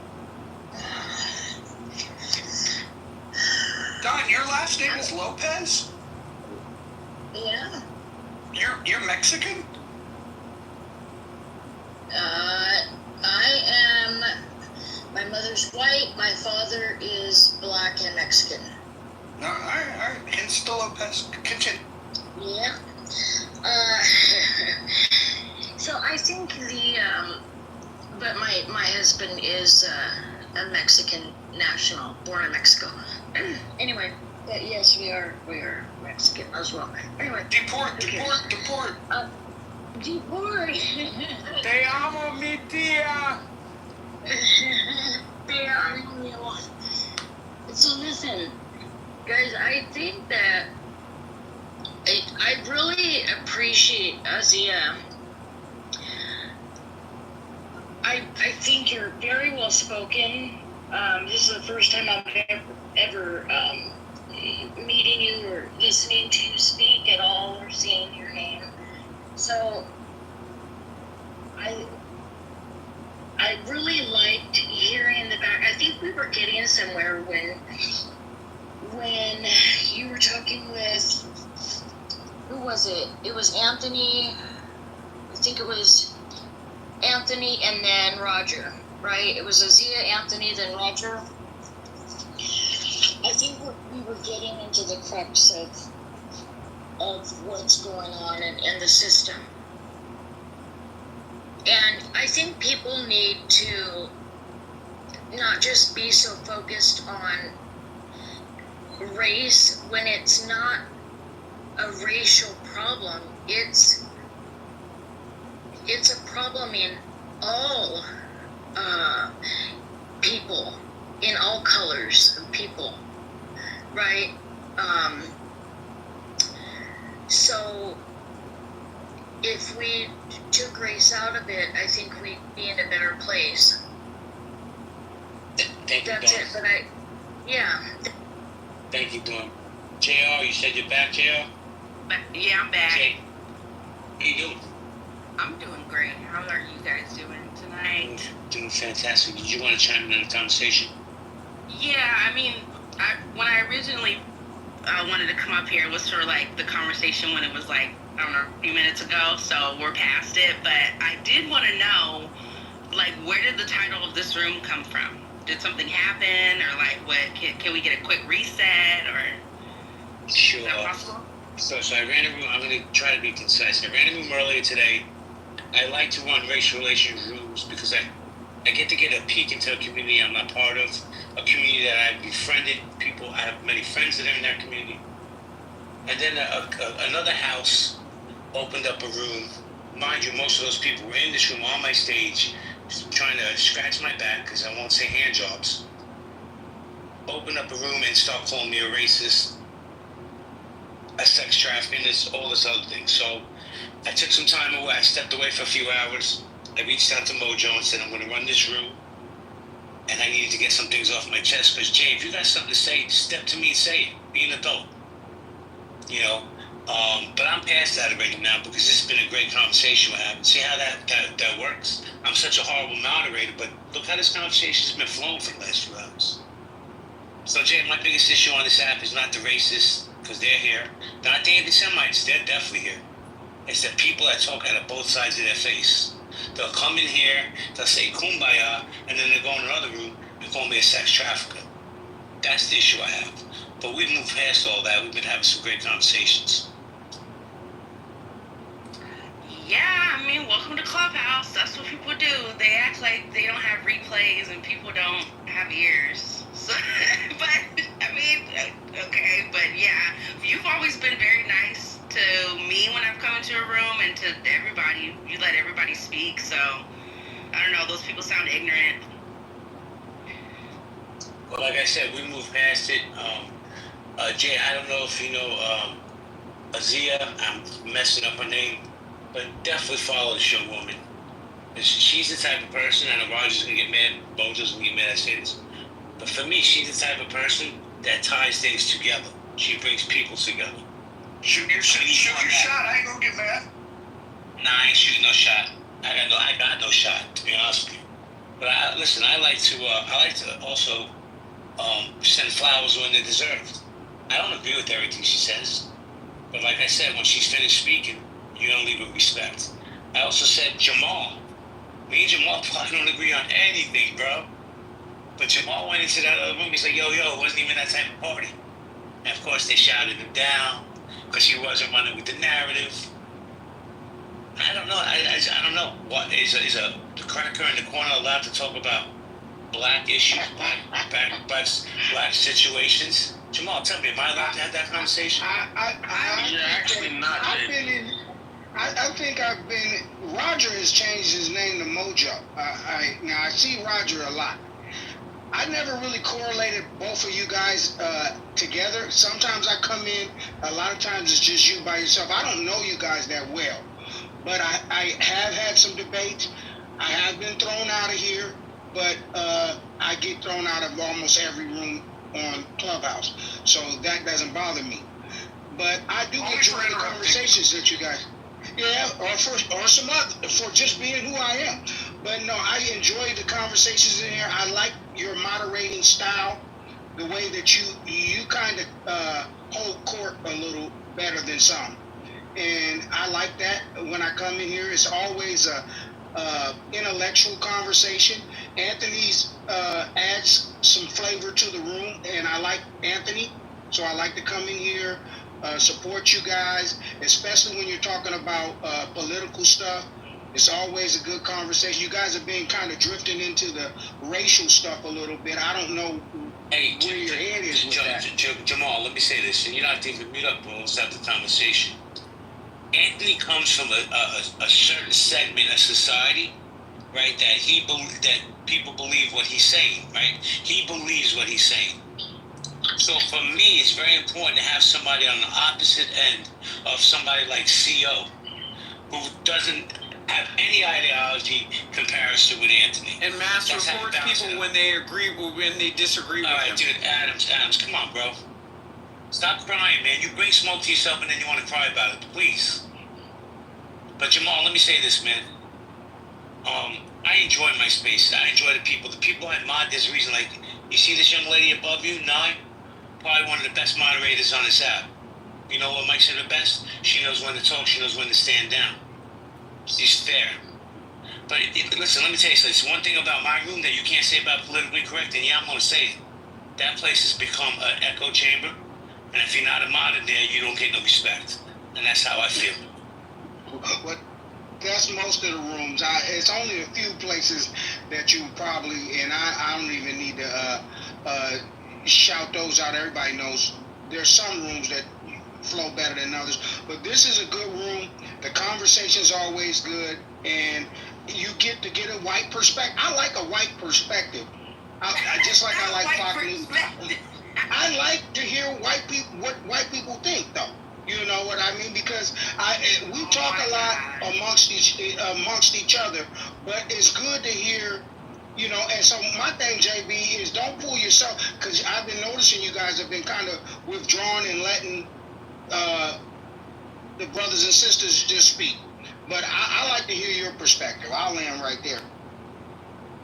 My That's perspective. just crazy to say a white perspective. Like, why can't it just be an individual who thinks different than you perspective? Like, why do you gotta be? It's a white perspective. And Roger too. Roger talks a bunch of shit. Roger's got his new cartoon face up now. I don't know if this is a different personality, but Roger be talking shit. You know, and I like to hear it. Let me ask you a question. I don't know who Roger is. That's Mojo. No, that's Mojo. But Jamal, let me ask you a question. And I'm not doxing him because he says it a million times. You as a black man in America, does it bother you? Or does it trigger you in any way when Roger says, hey, you know what? I have been with more black women than any black man on this app. Does that bother you? What Roger does with Roger's dick is Roger's problem. I've been with more black women. I've been with more black women than. Why is it a problem if it goes in?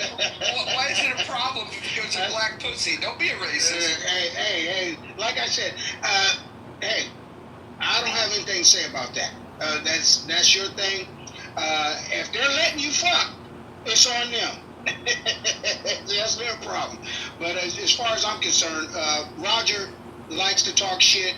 JB, you like to hold it down, and you got a girl. I forget the girl's name, but she holds it down too. I don't know. She hasn't been in here in a while. Amy or Aiken? No. What is it? Something. That would be nice. She's right underneath Akiva. She's next to CO. Okay. All right. Well, yeah. White girl. Yeah. There's all right. It's not Holly, right? No, not Holly. Jamal just said all white girls look alike. Who's talking about Dylan? Yeah, there's one that's loud. There's one that's loud. Just really quick, man. Good stuff. I'm done. Your guy. CO, you saying something? Hey, JB, your guy Adams is in the chat again, going through his. Yeah, keep crying, Medea. Keep crying, Medea. I'm a coward. I'm a Medea. Blah blah blah. Look, if it don't fly, if it don't apply, let it fly. Wait a second, Adams. Stop. CO, what's a Medea? I have no idea what that. I think he's talking about Tyler Perry. He's just using his normal space, just like he calling people black bitches and hoes and all that kind of stuff, right? What I'm trying to tell you, Adams, look, dude. I know you're emotional, whatever. Look. You called the lady a black bitch several times. She came on and said she didn't appreciate it. She thought it was disrespectful. Right. You know what? I was wrong. I should have called you the black bitch coward. Right. I should have called you the black bitch coward. Right? Because you're shaking your finger and rolling your neck under them hoop earrings, okay, and that dirty ass freaking camel print Adams. See, this is the thing. You come off your mic and you say these things. Now, I'm not saying what he's saying is right, but he's being respectful. When you get this account clipped, you're gonna be like, well, it's not my fault. What do you want? I was just punching back. Oh no, it's okay. You know, I signed up for Starlink, so it is what it is. It is what it is. But hold on 1 second. How, JB, what did I say that was disrespectful? I just literally said what this guy said, and my point is, if you call somebody, I literally text you. Shut up, dude. Why don't you shut up and let me finish? If you're in the chat calling somebody a black bitch several times, who cares? Woman comes on. JB runs a respectable room. He left the room. You got caught. So listen. If you come in a space and you calling a woman a black bitch several times and she's complaining and she says this is a good time for black men to stand up, I'm not the one to stand by. I didn't report you. I asked somebody else if they, cause I don't even know how to. Bro, there is a recording of you calling for my mask. Like, what the fuck are you talking about? Ping Edmund into the room, please. Ping Edmund into the room. You want to do this, CEO? You want to hear a recording of you saying the shit that you claim to not say? Do you want to bring this shit up in here? CEO, do you want to bring this shit up? Hold on. 3 hours. Hold on. You're a fucking liar. Everyone hold on. Everyone mute up. Everyone mute up for a second. Everyone mute up for a second. Sorry, Mojo, that was me by accident. Go ahead, Mojo. Roger, we can't hear you. You have to unmute, Raj. Alright, everybody take a breath until Roger comes back. Roger, are you there? Hello? Alright. Man, this shit got spicy fast. Can you guys hear me? Yeah, we can. Yeah, we can hear you, Jay. Can you hear me now? Yeah, go. Yes. The app is glitchy as fuck, but let me just say this. Nobody needs to ping Edmund. Nobody needs to summons him in any way. Rest assured, he is here. He is always here, and it'll be streaming on YouTube. Now, if somebody wants to get him to play the audio, then go ask him to do that. But he's definitely here. Shout out to John Kitover for Congress, U.S. Congress. I might actually support his campaign. He doesn't live in the district. Yeah, John, can you rise to the stage? That's okay. That's okay. I'll tell you what. I would go and knock doors for him. That's what I love about you. Rod, you're not coming. It says he's not on live right now.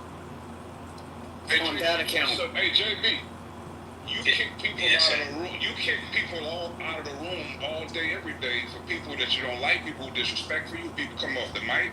Why do you think Adams has such a problem with me? He seems to be a respecter of a person.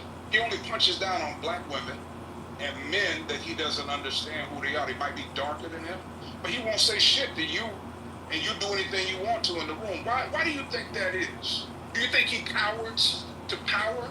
Because he's always running his mouth and talking down to the people who he thinks he can get it away with it. But he doesn't like me being, he doesn't like me being as a mod. He keeps complaining that I put Sig down. You know what I'm saying? Me and Sig are good. Sig ain't said shit since then. Me and Sig have been cool. But he's constantly complaining. Hey, JB, what's your policy if Adams is in the thing calling a woman a black bitch? She comes on complaining to straw. What is the policy there? Is it cool for a guy like Adams to call people black bitches and hoes and baboons and raccoons? Got it. I see that somebody, consulted with Michelle Obama's, publicity. Hold on a second, because he was talking to me. Hold on. So here's the deal, CEO. And let me unpack it before anybody interrupts. Adams and I know each other for a few years. I've seen different sides of him, let's say. But I'll say this. I don't agree with the rhetoric he says. You heard me say what I said to him tonight, bro. You shouldn't be saying these things. And then when you get punched back, you start crying and pull my pigtails. I don't agree with it. If I catch it in the chat, either I remove it or I'll text him offline and I'll be like, hey, man, you need to dial that down. Because what it does is it derails my conversation. Now, the way I run my rooms is differently than Mojo. He's all about freedom of speech. So my thing is, if I see it, I address it. If I don't see it, and the truth is, for me, CEO, most times, I don't even pay attention to the chat when I'm running the room. Can I ask CEO a question? And I do mean this respectfully, okay? Because earlier I saw someone say something about white bitches, right? People just let you go like, whatever. So, what I'm trying to say is, do you hold the same energy? Like if someone were saying, "Oh, you white bitch." Absolutely, yes. We'll move on to the next question. Okay. So I just want to.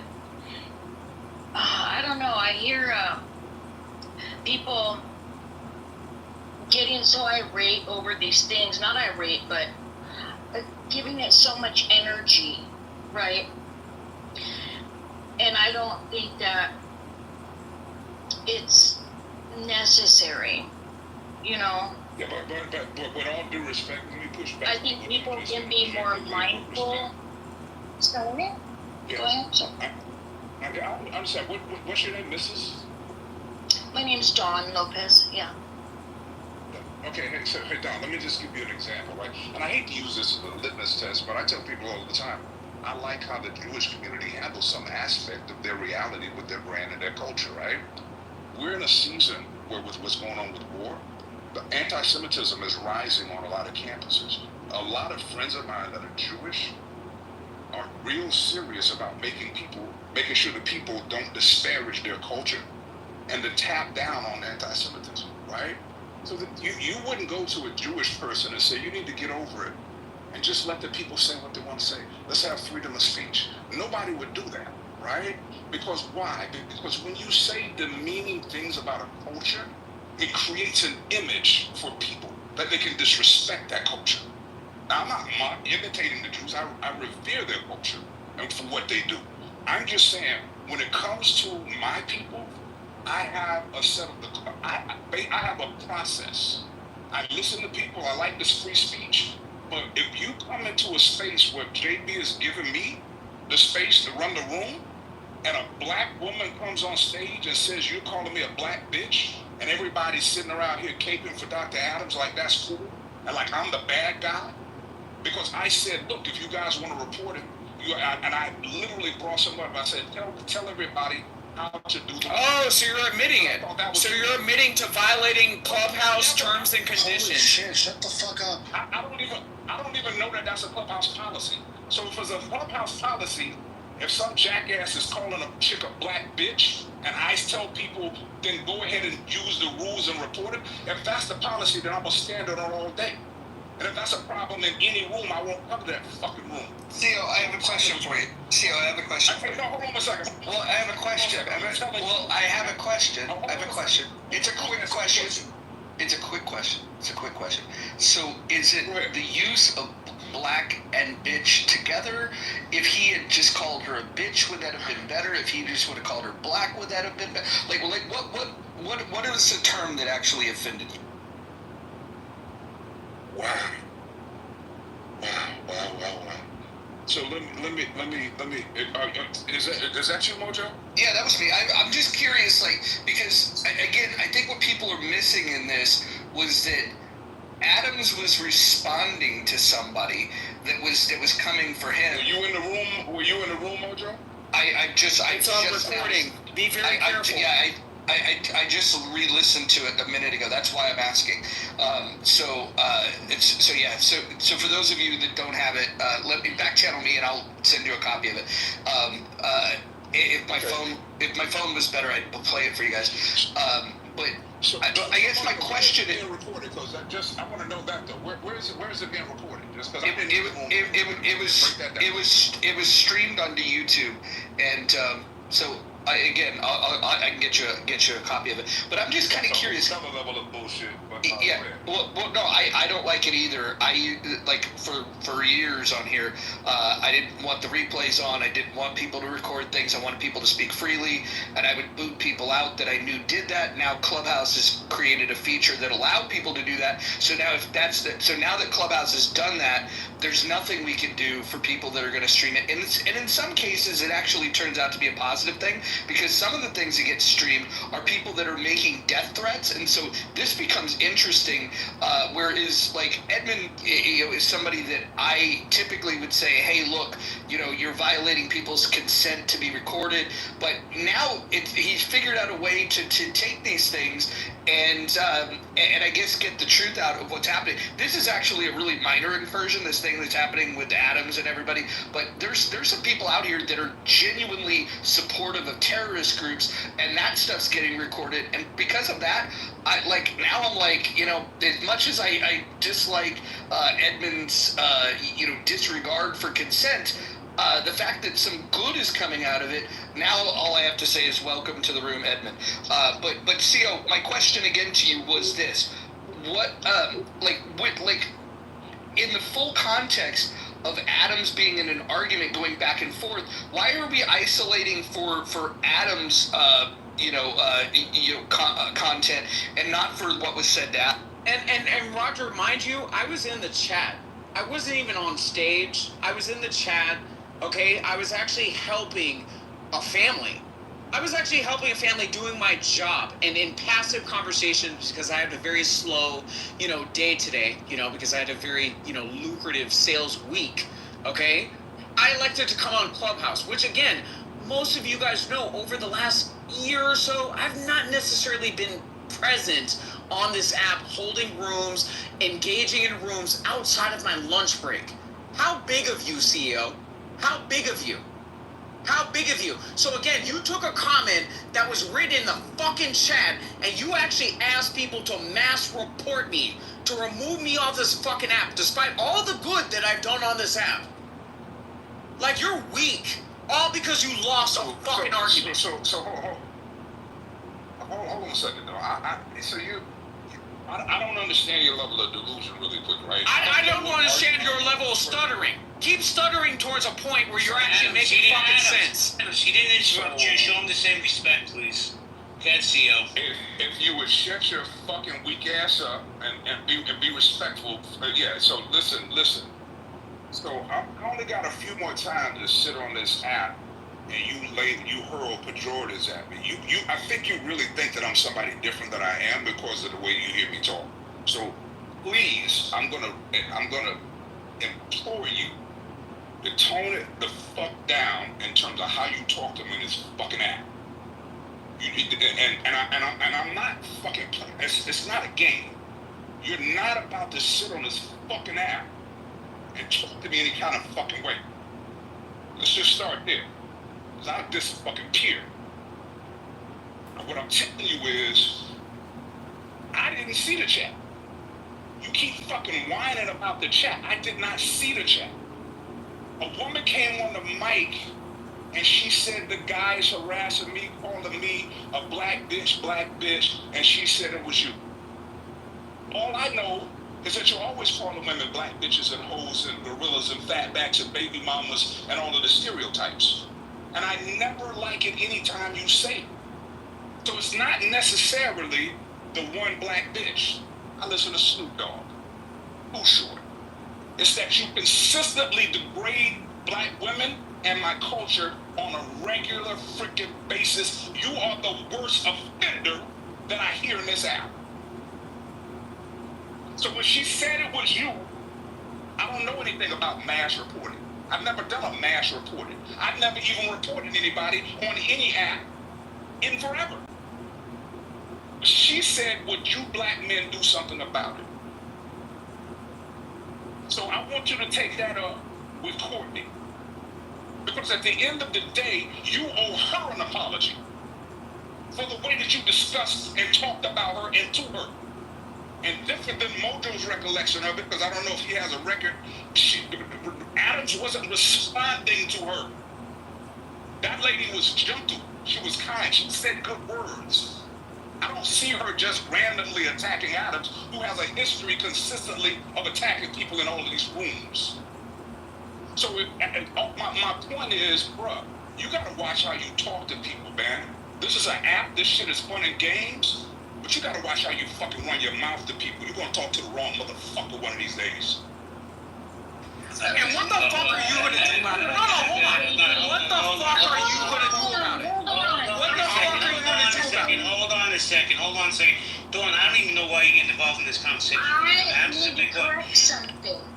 Okay, you can do it from the VIP section, because this is between Adams and CO. Adams, you got a minute, go ahead. Right. So again, let me ask you this question. What the fuck are you gonna do about you nappy head, bald ass fucking monkey running rooms on this fucking app in the middle of a workday? What the fuck are you gonna do about it? JB, if you what are you gonna do about it? You gonna let that? What are you gonna do about it, CO? No, talk to me. Talk to me. Talk to me. Talk to me, you bitch ass punk. Hold on a second, CO. Yeah, exactly, because you're too pussy to talk. Hold on a second. Everybody cut up, please. I got this. CO, let me tell you something, man to man.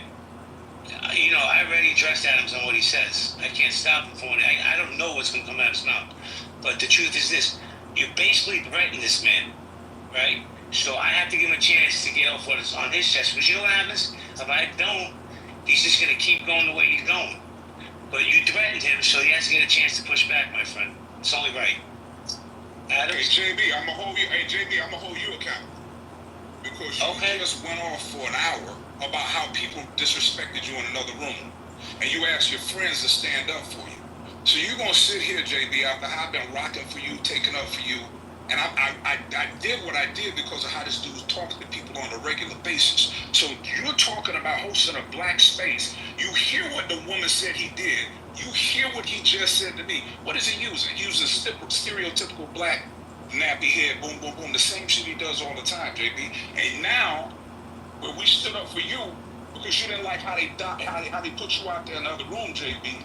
But now this dude comes on with this racist bullshit that I gotta hear in every one of these fucking clubhouse rooms and bite my tongue because I don't like the shit. And you're gonna tell me, yeah, well, CO, you told him that was bad, so. No, that's not what I said, bro. That's not what I said. Tell me what you're saying, JB. What I'm saying is you between me and you because you're my guy. Okay, well, if I'm your guy, you gotta hear me. You threatened him. Okay? So because you threatened him, I have to, just for decorum's sake, let him get 30 seconds off. Now, I've addressed him and what he says to people and how he speaks to them. Now, and let me just throw this in there also, by the way. Before I knew you, a couple of years ago, when those barbarians were banging on my gate, because it's not something that happened today, it's been happening since I've been on this app. You know who the first person standing up for me was? Was Adams. But I still disagree with his language and how he uses it towards people. I don't care if you're black, white, purple, pink, polka dots. I disagree with it. But when you threaten him, I can't sit back and say, well, okay, hold on a second. See, this puts me in a bad position because you're both my friends. You're both wrong, by the way, and I'll say that. I think you guys should take it to a private chat and have a one-on-one conversation. Civilly like men. No threats, no disparaging racial shit at him. Just work it out. Hold on a second. Sorry, I got a puppy that's a little precocious. But anyway, CO, before you guys started this, Rohan came into the room, and I'm glad he did, because I hear Roger in the back channel say, bro, I'm out of here in 5 minutes. Because I've been doing this since 8 o'clock this morning. I'm tired. You're both my friends. I respect both of you. I really do. I tell Adams all the time, I hit him offline, bro, dial down the rhetoric, man. Not in my spaces. And for the most part, he does. When he's in my spaces, he mostly behaves. Whatever he said, it was after I left. But as soon as I heard it, I came back into the room. So you guys got to cut me a little slack that I got to walk between the raindrops with both of you. But let me say hello to Rohan real quick. Rohan, how you doing? Wow. Temperature's gone up, man. Doing alright. I could ask what's going on here, but I've got a pretty good idea. And look, my preference to be able to deal with this would just try for two people to be able to have a civil conversation without any sort of threats, without any ad hominem attacks, talk to your points. If you've got grievances, all right, let's do that. But just keep the racist bullshit out of it. I don't want to see it. I don't want to hear it. It doesn't belong in here. Never has. Well, I'll say this before I go. CO is pro-black. I support him. He's my friend. I like him. I respect him. Adams is pro-black in his own way. It may not seem that way. I don't agree with anything he says when he's using these nasty terms. Silverback and all this other nonsense that he spews. But I can't control what people are going to say, right? Adams, right, when he comes into my space and he raises his hand, he'll tell you, CO, when he raises his hand to come up on stage, I send him a text offline. Adams, no screaming, no cursing. Please respect my space. Because I know how Adams talks. I'm not dumb. But I give him the courtesy before he comes up to ask him to respect my space. That's the best I can do, CO. And let me just say this one last thing, guys. When I leave a room, I have a real life. I can't keep coming back in and getting involved. I mod people I trust and I like. If you don't like them, there's the leave quietly button. Thank you, guys. Roger, Mojo, Rohan, back to you guys. I'm gonna kick this Roger asshole out of the room. As you should. Yeah, I'll do that one.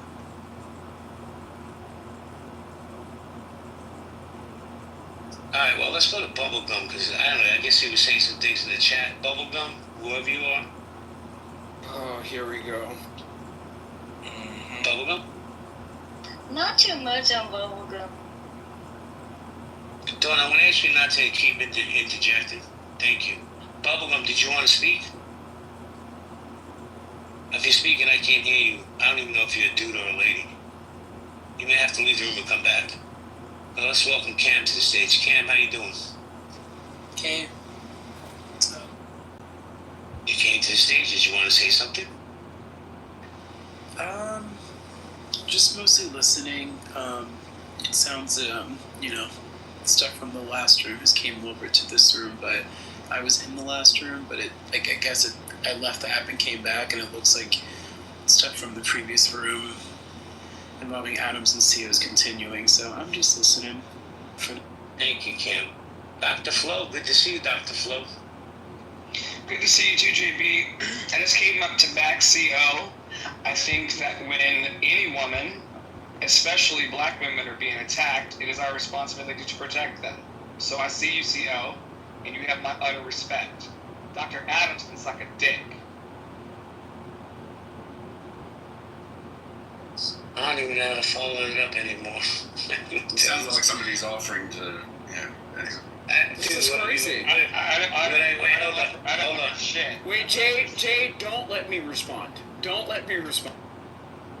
Okay, don't respond. Herman, you came to the stage. You have something to say? Herman?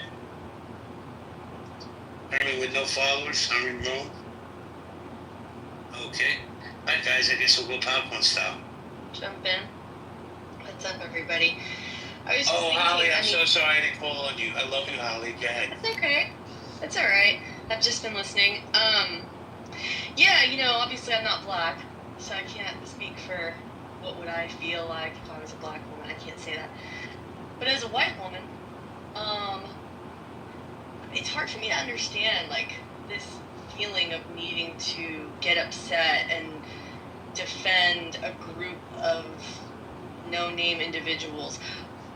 If Adams or if JB, JB is a friend, if JB every day on this app was criticizing and degrading and calling out the Karens of the world, or the meth heads in the Appalachians, or, blonde girls from Florida who are whores, or cokeheads, I don't know, pick your poison, I wouldn't care. I would still like them. I honestly would not affect me one bit. Holly, I would just Holly, take it and put it up to the side. Yeah. Holly, I call you a Karen every day and you left.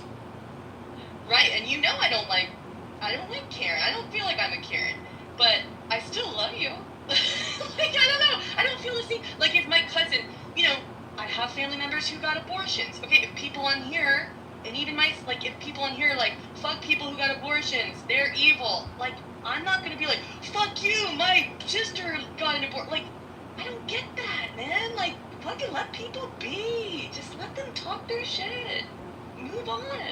Thank you, Holly. I'm gonna move on to Herman. Herman, who said in the chat, where is it? Because white women have been systematically oppressed for being white women. Herman, how you doing? Herman? Okay, he just wants to stage fright. Let's send him down. You can hear better from the VIP section. The acoustics are better down there. I'm going to hand it over to Mojo and Rohan. Goodbye, guys. May I say something if that's okay? You just did, but you can say something else you'd like. Goodbye, JB. Good.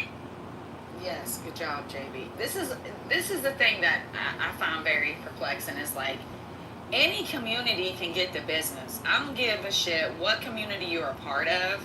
If you doing fuck shit, you should be allowed to get the business. That's what I don't understand. No one is above the fucking fuck shit to have somebody critique you. I don't give a damn what community you're a part of. And I think that's the problem is like, we can talk about anybody we want. Like, I don't understand. I don't get it because, like, I talk about everybody, but that's how I was raised. Like, But tall lady, hold on one second. I agree with you, but I just want to make this clarification though. If people want to talk shit and it's mutual, or even if people want to fight each other and it's mutual, I'm okay with that. Like, if it's mutual.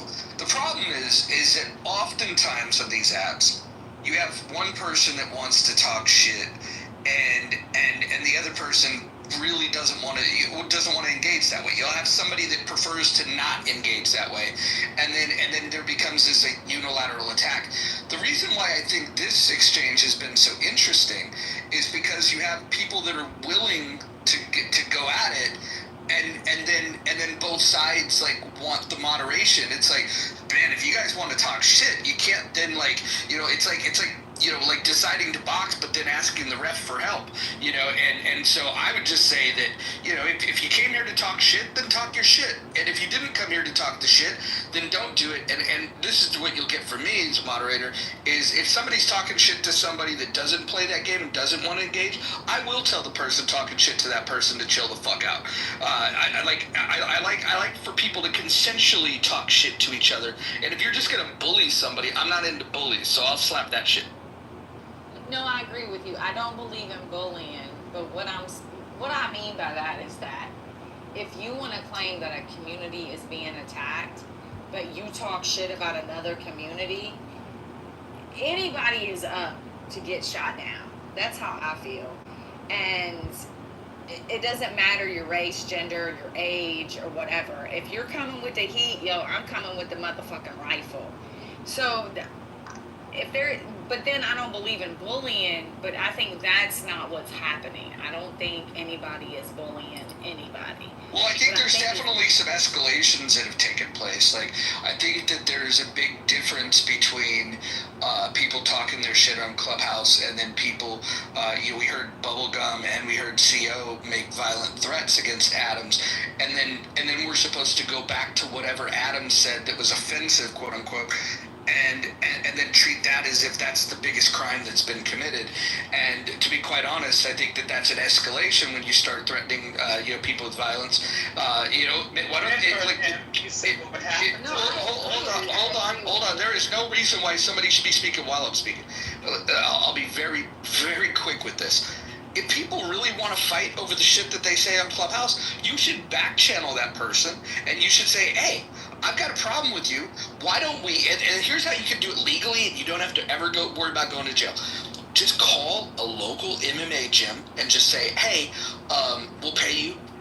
We're just going to go in. We're going to go in your dojo, whatever rules there are. And you could go in there and you could fuck each other up. And then you could walk away. You might even have a beer afterwards. But I don't think that the people that make these threats really want real world violence. I think they like to escalate that in a way to try to silence the other side. And I don't think that's cool. I think if you if you don't want to engage with somebody, then don't engage with them. But when you start escalating it with threats of violence, not only are you violating terms of service, you're also violating the law. I don't advise it.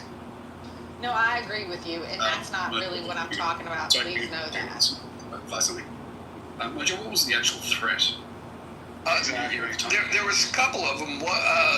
Bubblegum put it in the chat. It's still there if you can scroll up. That said, when I see Adams, I'm going to beat his ass. Right. So that's a threat. And then there was a verbal threat made by CO. Which, by the way, I want to put this out there. Even though CO and I disagree on a lot of things, I think oftentimes CO is very respectful in conversation. I don't know why him and Adams are having this level of escalation. I get that Adams sometimes can be trollish, sometimes Adams can be very, inflammatory. But what I will say is I've never seen Adams dish it to somebody that just out of the blue. I've known Adams on this app now for at least 4 years, and and this isn't me co-signing on any of the shit that he says, because some of the shit he says he's on his own with. What I will say is that I've never seen him attack somebody that wasn't engaging already with him. That's all. CO made it clear that this shit would not fly in real life. If we were in the grocery store and Adams talked that way, it would not fly in real life. To your point, it would happen MMA style in real life. Well, and so the boundary. The boundaries were drawn, and you have mighty thumbs. Who cares? I care. Okay. I care. Thank you. Got it. I mean, you're welcome. Got it. Yeah, no, I also care about, your familia who's going to be deported. So, aside from that, listen, I'm not scared. You make no fucking sense. This little 5'2" Ricky Martin wannabe, okay? And I'm definitely not scared of somebody to the likes of CEO. Because at the end of the day, listen, the thug always comes out. No, you make no fucking sense. Oh my god, like a yapping chihuahua. Like, this is crazy. You got it down. Okay, great. And inflammatory. Yes, yo quiero Taco Bell. Great. Yeah, exactly. Thank you. Yeah. No green card, no stay. You're great. Great. No substance. Great. Could you imagine if you were asking for your welcome after your family actually got citizenship in the United States? Could you imagine that? We'd be having a different conversation, right? We'd be having a different conversation. How is that relevant? Listen, it's relevant because I offered to buy you a canoe to help you pack your family stuff and swim back. So again, listen, let it go. You have no connection. Let it go. Connection to the truth. I have an American Express card. So again, I offered to buy you a canoe. So that you and your family can roll back. So again, why do you have smoke for me? I don't think that anybody on this app offered you a like-kind blessing. Like, what are we doing? I don't even know what that means. What are we doing? Does anybody know what that means? Does anybody on the stage know what the fuck he's talking about? Anyone? I didn't know what you were talking about either. Yeah, I'm confused too. Once again, this is Clubhouse High School, right? So what CO is making clear is that the way in which you all behave on this app is not indicative of the way that you would behave in real life. And we know this to be true. Are you kidding me? How do you know this to be true? Because you keep coming back and you haven't been handled. I'm pretty sure that there's several people who have heard me on hot mic and have heard me engage. Wait. Okay, Dr. Flo, so the way you're acting right now is not how you act in real life? I hear it every day. Dr. Hello, is this not real life? Right now, Danny, once again, to CO's point, because I can track. To CO's point, if Adams was disrespectful towards black women in the ways he is in this room, he would be handled. By who? Probably stop, but we're not going to sit here and act like CO is No, hold on. By who? But Dr. Adams, I'm trying to help you. Like, CO initiated it. He brought up Dr. Adams' comment, and nobody was even speaking about that. So again, back to Mojo's point, it's like you can't want a conversation. You can't start something, and then when someone matches your energy, start to get mad. Like, it doesn't make any sense. No one wants to acknowledge, like, CO brought up his comments and nobody was even speaking about that. And he said some hurtful, messed up things to Dr. Adams, and so Dr. Adams This was a grievance because it's my understanding that a black woman was disrespected and CO defended her. So what? So what? She also called my mother a whore and a whole other slew of comments. Right, so again, at the end of the day, as a black person, okay, I'm gonna stand with my fucking parents, okay, opposed to any of you fucking people on this app, okay? That is just a fact. So the fact that there should be a different, set of rules how I should engage with black people, as far as people hurling slurs against me, slurs against my family, slurs against my ethnic heritage, okay? Fuck you all the way 2 days to Sunday. And I'll speak to that too, because I was actually in the room because the girl in question that CO wants to put on his cape and save. I asked her directly multiple times because she said, he called me this. So I actually asked her, I said, but didn't you throw the first punch? And she lied and said she didn't, and I was in the room. I looked at the chat, and if she was you the want one to that ping started. Lizzo as a chia pet, okay, exactly what the fuck I called her, okay, Lizzo as a damn chia pet, up into the room, then have her touch her ankles, not come out of breath, and then tell me I was wrong. And it is true, because I did read those comments. She did call your mom a chimp. She called your mother a monkey. She made a lot of accusatory and inflammatory comments about your mother. Why is that okay? That's horrible. It's not okay, but some people have That's selective not outrage. okay. No, I don't think You anybody- can say whatever you want. None of it's okay. It's not okay, but some people have selective outrage. Don't. If you call my mama a chimp, I get to say whatever I want. This is why I asked Seal that question. I saw someone earlier say something about white bitches. I said, would you hold the same energy? He said, absolutely, I absolutely would. But I'm not saying don't say anything when someone says derogatory things, right? What I'm saying is you're gonna get the same energy that you give, right? So choose your battles. Yeah. He gave it energy and it got that. Hey, Adam. No, hang on for a second. Sorry. Nye, you there? That's right. Nye, you there?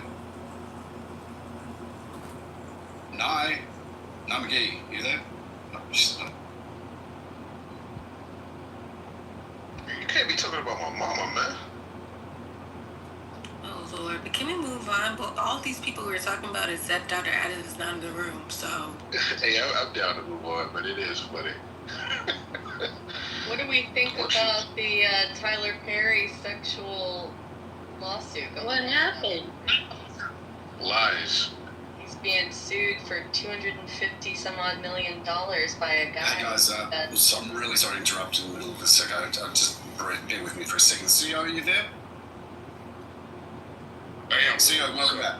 I am, my man. What's happening, bro?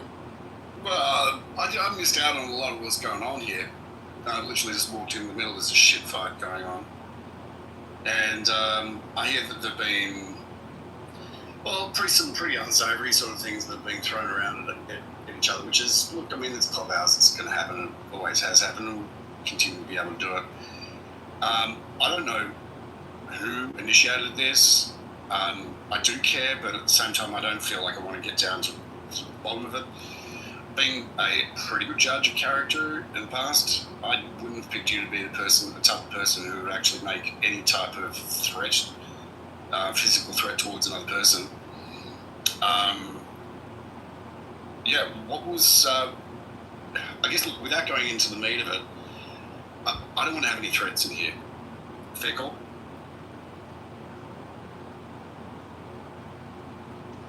CEO. Hold on, I was trying to hit the microphone. Yeah, I'm wondering what the threat was. Is that you're not going to sit up here and say X and X about me, and it goes smoothly for you. So that's a threat.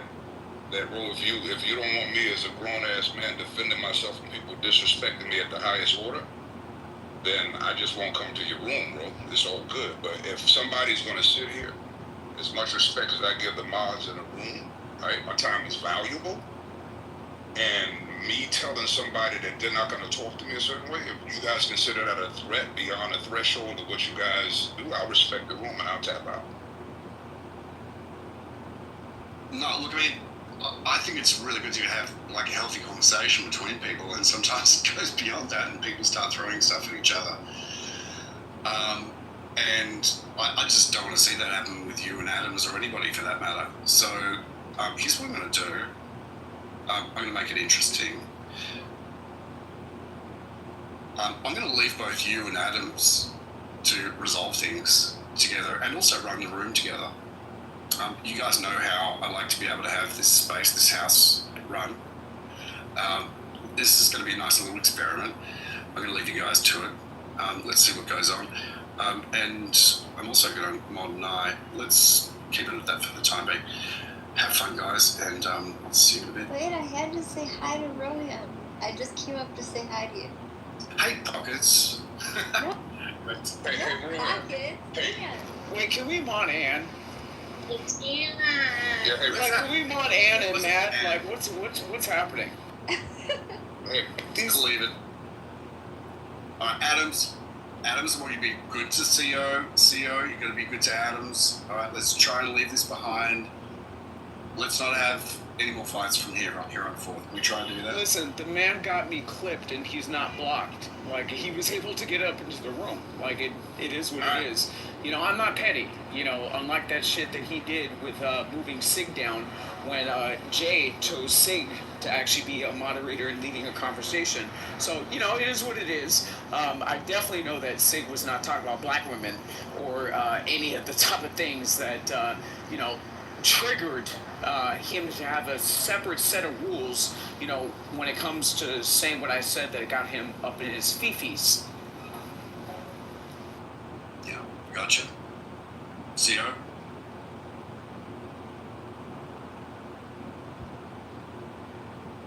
Alright, let's just continue the way it is. Maybe we all just get along. We can. I believe we can.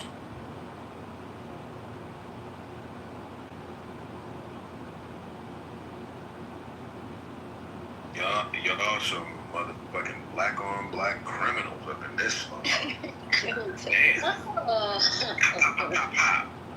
Crip versus blood. Damn. Blood feud. Who's a criminal? Come on, who's a criminal? Come on, they got me clipped and I went to the. I'm laughing all the way to the bank like a bandit. Closed 2 sales today. It's so crazy. Man, I'm ain't God good? Ain't God good? I'm moving out of Adams and CO's neighborhood.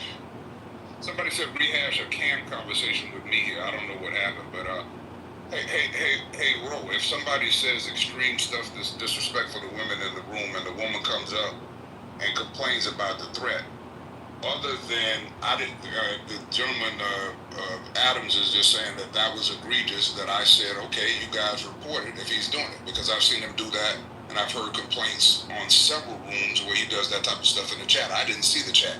What do you do in your room, Ro? This is you JB's room and stuff like that. The young lady Courtney came up. I don't know how to make a report. It happened. What is that? Are you looking at that as a bad thing, Ro?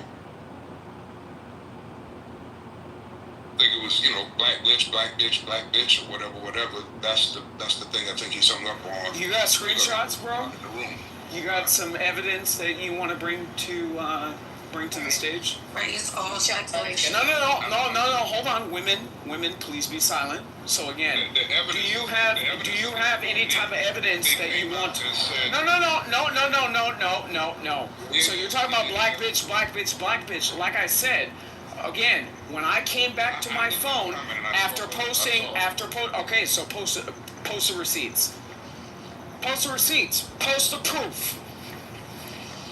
PTR the proof. Right.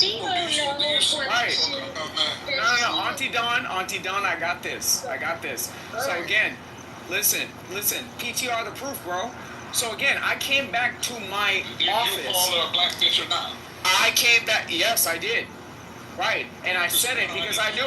Right. And let me tell you why I said it. Because I knew it was offensive, and that's exactly why I said it. Because again, she dragged me through those comments before any black bitches were even mentioned. So again, stop trying to retell history in an incongruent and an incorrect manner. I said the shit what I fucking said, and again, I said it with my chest. Y'all are worse than women. Well, I wouldn't say I'm worse than a woman. I'm just saying I said what I said. I don't appreciate that comment. No, but you are worse than a woman because again, you ran up with your mic. You ran up with your mic like a messy Wendy Williams black woman in a fucking blonde wig, and you wanted to announce, oh, you should mass report this person. Oh my God, I'm gonna give you so many DEI reasons why this person should be on this app. Listen, I've been on this app longer than you. Right? And the same black woman and the same people who are dragging me on this app heard my fucking mother come up onto this app and actually have conversations and opening up rooms. So don't come up in a new circle and not read the room and know who the fuck you're talking to. You're getting up in the middle. You're getting up in the middle of some shit that has nothing to fucking do with you. Okay, you're a big guy on the app. I've only been on for 2 months. There's no big guy on the app, and you only been on here for 2. Listen. Go ahead and move forward, then talk about. Go ahead. All right. Continue to be loud and wrong. Continue to be loud and wrong and ignorant without context. Without context. You wanted to sit up in here and talk about how I've had no intellectual conversations? I gave you a list of fucking things that I've discussed on this app that your dumb ass didn't even know about. So again, at the end of the day, you're new. You're a new person into this fold, into this circle, right? So why don't you read the fucking room? I understand. You finished? New topic. Yeah, you finished? Okay, so anybody else have anything to say? How's everyone else's night going? Because I don't want to hear any more whining for the rest of the night, or I'll tap out. So I'm exhausted.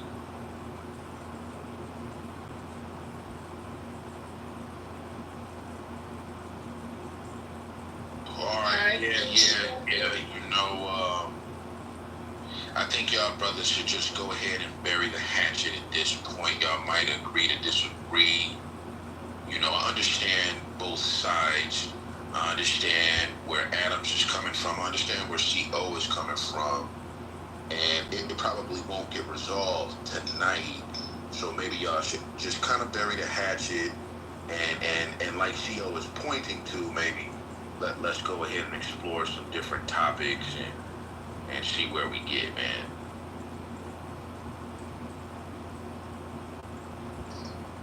I got respect for both of y'all brothers. Y'all cool with him. Like, listen, it's not any smoke. Like, he's new. If this was some day one shit, like somebody from season 1, season 2, season 3, doing some crazy shit like this, I'd be going cuckoo, cocoa puffs, and fucking bananas. Okay? But again, he's new to the app. As he says, it is what it is. We're not being petty. We choose our battles, right? Yeah, I really didn't know you guys took the app that seriously, man. It's all good. It's just a little, a tool, but it's I hear you guys got a deep community culture here. No pun intended. Yeah, well, CO, man, welcome to the community. Now you in it now, bro. You can't leave us. You one of us now. Welcome. No, it's all good, bro. I've enjoyed some people on this app for whatever it's worth, man. There's been some beautiful people on this app, man, that have blessed the energy and blessed the space, some intellect, and some good conversation that have been had. Who's that talking? Which voice is that? The Morpheus picture.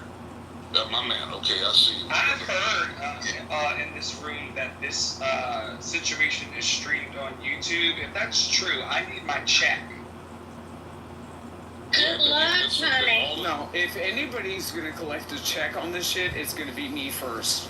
Okay, because again, this shit would not have happened had it not been for me, right? Racist or not. So at the end of the day, listen, I'm collecting my money first. Y'all can get your money next Tuesday. All right, man. Look, man. What y'all got planned for the 4th of July? I didn't know it was coming. I didn't know it was this coming Friday. I'm like, Jesus, it's here already. You know, the 4th is on a Friday, man. So you know America got to turn up, man. Where the Patriots at? What's cracking? Who got something ready for the grill? Y'all gonna drink some whiskey or something? Y'all got some beer? Who gonna do the ribs? Somebody got the potato salad for the summertime. Y'all heard what happened to me on Clubhouse last year. I went to Huntington Beach and almost got lynched. I'm staying my black ass in Hollywood, and I'm probably going to work. Why you almost get lynched at Huntington Beach? White liberal tot moms. Yeah, man, you might as well go to Dockweiler then. You should go to Dockweiler. Dockweiler is the People's Beach. That's a black beach. It's the People's Right, Beach now. exactly. White folks is coming down to Dockweiler. That's a cool beach. Hey, Gildas, you remember that room? You remember that room where we were talking about what was it, Bruce's Beach, and we were going over, property by property and block by block, and we were looking at past sales and just looking at, the collective cost of construction and how these black families, you remember that? That was actually the one time that Goat and I actually agreed. It's crazy. No, I still got the beaches you recommended me in Orange County, man. If you remember that time, you would recommend me some beaches down by San Juan Capistrano and shit. Yep. Strands. Two low key beaches. Yeah, I still got those, and the family is hitting those this summer for sure. Yo, that's one of the only beaches in Southern California with an elevator. It's crazy. Yeah, man. Do anybody else got plans for the holiday? Did it sneak up on you? Are you proud to be an American, or you just, you hate America? You want Hamas to take over and make it their Independence Day? What's going on? Wait, so what would Palestinian Independence Day look like? You pull your dick out of a goat and you're just like, I'm free! Well, you wouldn't be able to get any food because there would be Hamas would take the food as soon as it came off the boat, so you wouldn't be able to really grill anything.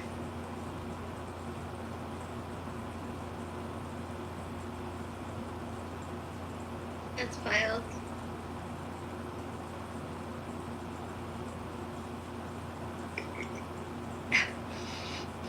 Adam, What's up?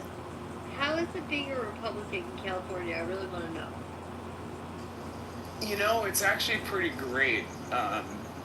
With all this drama that was going on, I was actually going to open up a room and simulcast a live stream of me driving through the Palisades. No, seriously, I went there yesterday, and I know I was going to go there this weekend. It was just really hard, y'all. That's a part of my childhood, just visiting family members, going to shops and doing soccer tournaments and whatnot. It's pretty hard. Everything that people are seeing on the news, it's completely fake. Those lots are being stripped and they're going to be sold to developers any day now. It's complete propaganda. Wow. Really? Yes.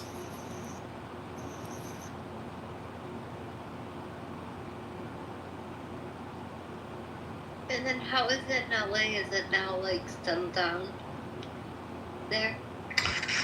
Yeah, I was in downtown LA this past weekend for the Wu-Tang Clan concert, and it was chill. It wasn't nothing going on. Right. People were chilling up in LA. I'm just saying, as far as the protests and the ICE and all this other shit, people aren't practically paying attention to what's happening in Altadena and, over in the Palisades. It's crazy. Portland is pretty bad every night, too. I want to move to Portland, man. Will I get lynched up there as a black man, or is it cool? Yes. I'll get lynched? All right, man. Yes, Fuck that. yes, no, that's one of those drug places where they allow you to responsibly inject heroin. You could be sitting at Starbucks and somebody could poke you with a freaking AIDS heroin needle. I hate the Pacific Northwest. Free the Goo guys, please. They're asking, Adrian. I don't know who else was there. Y'all blind or something? Yo, what's up? You don't follow me anymore. I got clipped. I'm trying to learn on this app. Is the app kind of lagging? Portland is pretty liberal. You're fine as a black person, so don't believe that shit. Okay. Yeah, every time I press a button, it's delayed. I just think y'all didn't want a black dude on the stage. That's all I think. That's fucked up. No, bro. So one of the mods up in this, Pocahontas, smoked a peace pipe powwow. He called for me to be clipped after calling a fat black woman, a bald-headed fat black woman, which she was. She had a chia pet, just like I don't know what it, like, what do you call it, like a floral arrangement, like on top of her head. It was like clipped to her scalp, and yeah. So he called for me to get clipped, and I got clipped.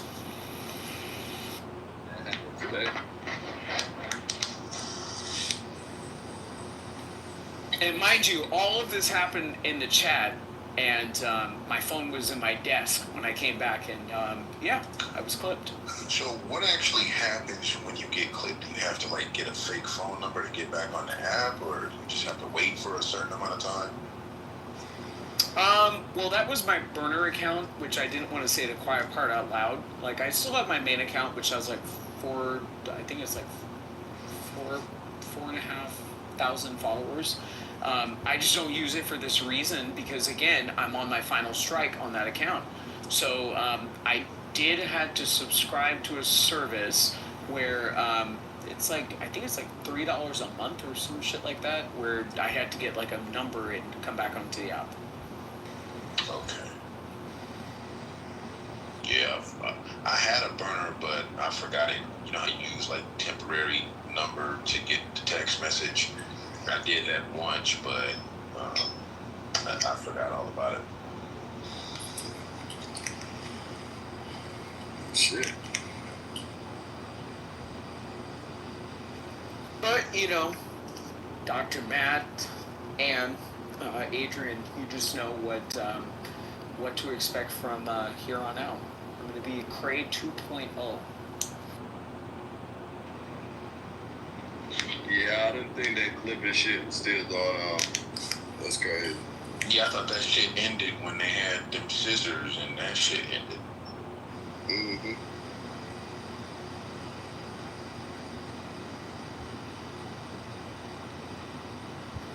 It is what it is. But, yeah.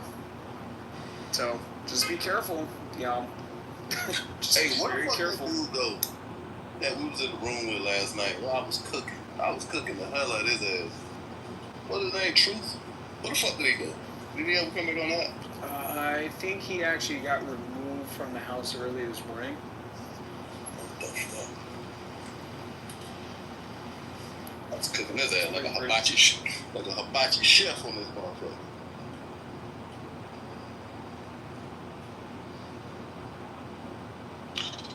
And that's what I'm saying, Sam. And like, I want to go up to the Pacific Northwest to enjoy some of that good nature.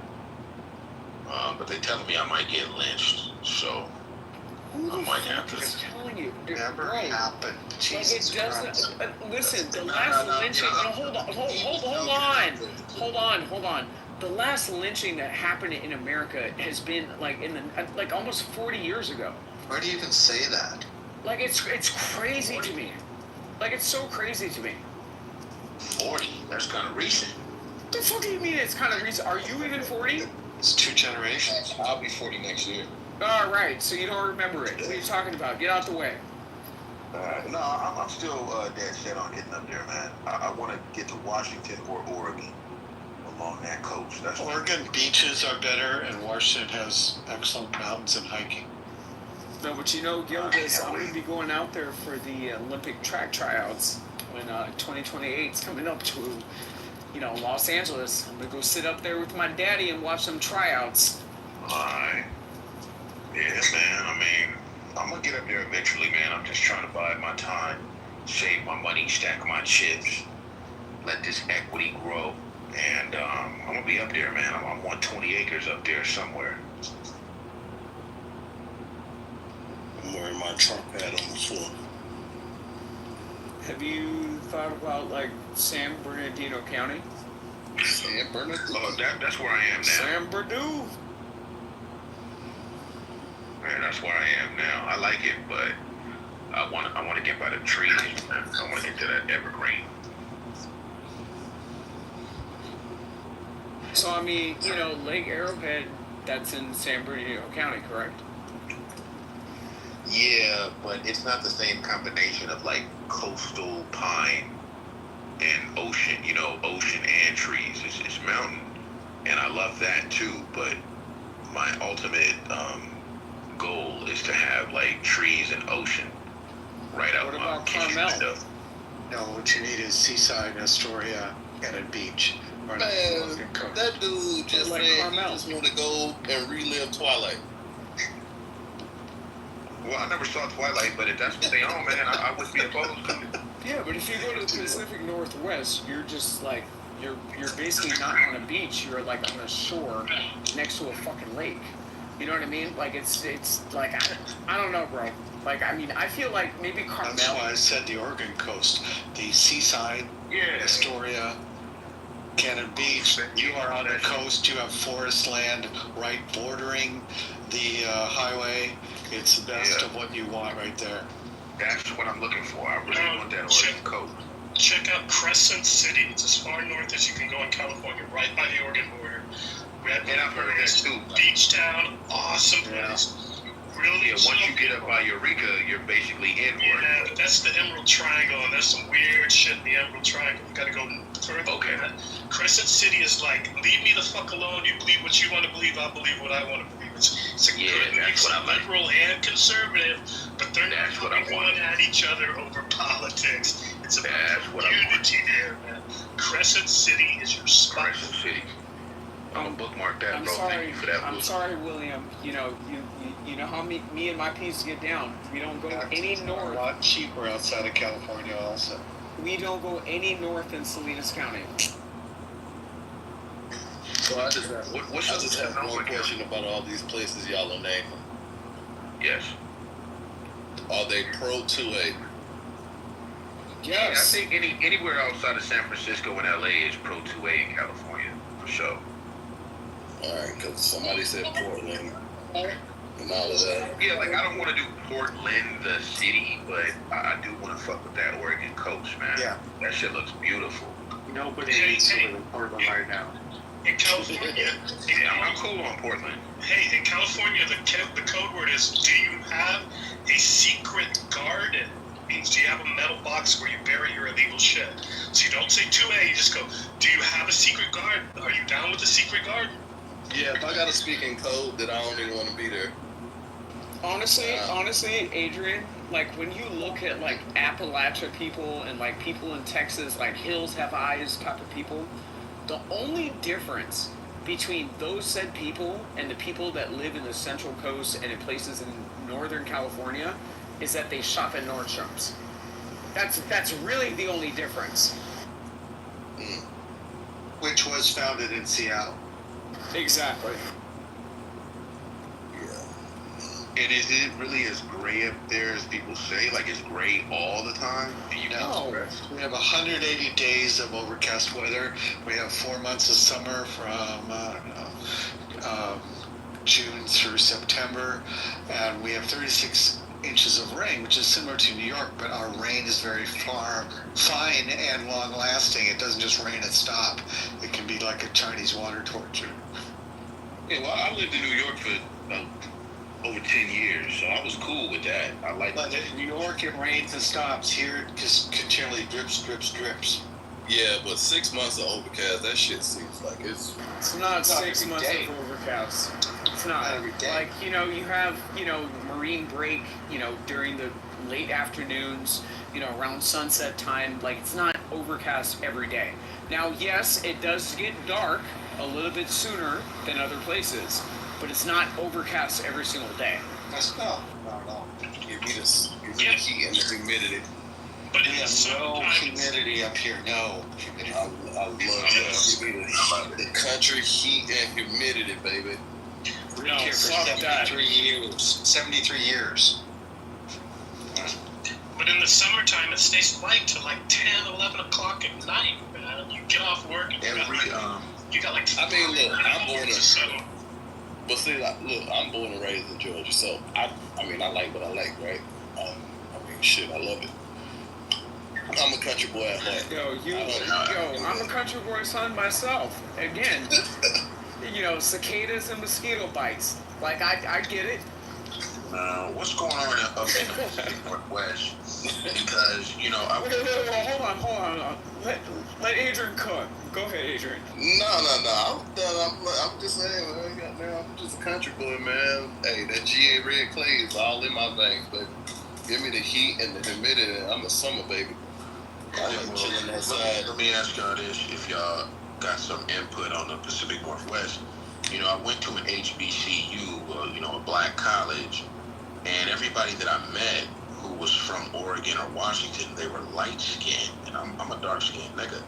So, are there any dark skinned black people in the Pacific Northwest? Only 3% black. What are you talking about? We have 10% Asian. We have more Asians, 3 times more Asians than we do black. And a growing amount of Africans. And a growing amount of Africans. All the black people I ever met from the Pacific. Like, what are you talking about? 3% black in Seattle. No, I mean, they can be black. But No, David. What he's saying as far as, like, the color spectrum, as far as, black people up there. Yes, you do have dark, melanated people that are up there. Sure. You do. You have Africans, a lot of Africans that are up there. As if you're speaking specifically to black Americans, yes. Yeah, you do have a lot of people that, are kind of tan-toned and whatnot. But at the same time, are you going to see the same type of people in Los Angeles? Probably not. It's one of those things, like, people need to understand, like, the migration patterns behind a lot of black America, And, like, look, Adams. I mean, you and I know this. Like, Look, when I lived on the East Coast, I lived in D.C. and I lived in New York. And I never came across a black person on the East Coast who was light-skinned with green eyes. Oh, that's great. In New York? Like, what part of New York did you stay at? No, I was in Brooklyn. I was in Bed-Stuy. What? Yeah. Yo, you capping. Like, you're literally capping at this point. Bro. This is from New York. What? Were born there. They're not. Nobody on the East Coast is light-skinned like that. Bro. And light skin doesn't get no play on the East Coast. Bro. You look like you're from out of state. Bro, I'm telling you right now, if you go to New York, I mean, are you talking like, are we having like a diaspora conversation or like a black American conversation? We talking about black American conversation. Okay, then yeah, no, I feel you on that. I feel you on that. Yes. Yes. And honestly, I will say, like, my ex-girlfriend, she's Italian and black American. She has green eyes. And it's one of those things where, she grew up in Connecticut, and, that's just how people get down in the East Coast. But I feel like even that's an anomaly. Yes. You see what I'm saying? Yes. Like, that's an anomaly. You know what I mean? If you're going to go to, like, upstate New York, or if you're going to go to parts of, like, Long Island, or, parts of, like, kind of close to like West Point and like whatnot, like, yeah, you're gonna have some black people with black American features, 4C hair all day long. You see what I'm saying? But once most you get of the black people in New York that I met were Caribbean. I see what you're saying. Yeah. They mostly Caribbean. But I see what you're saying. American that has like hazel eyes and hazel hair, I only see that shit on the West Coast. But you gotta say Caribbean European. You see what I'm saying? Because, like, Caribbean and Caribbean European is a whole different thing.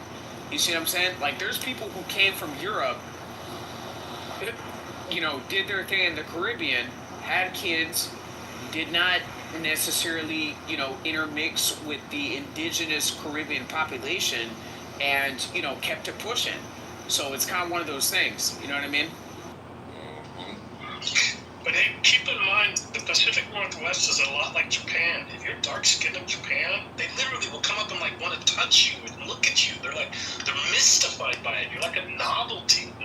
And the same kind of, yeah, man. No, and let me tell you something. So I used to work for a company that had their headquarters up in Seattle. So I used to have to fly out there a lot. I would say that dark-skinned people are very well respected in Washington. Very well respected. Actually, arguably, probably more respected than the mixed race and lighter-skinned people that the people in said Seattle are used to. That's just kind of one of those things. It's a different ecosystem. It's an international city. I don't think that they get credit enough for being an international city as they are.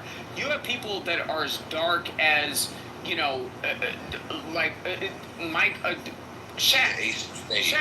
dark as Shaq, but they come from Sri Lanka. You see what I'm saying? So when you look at the ecosystem as far as how the attitudes in, Seattle are very different from the rest of the country, it's just very different. Yeah, but Seattle's very different from what he's talking about. He's talking about rural, forest with the beach.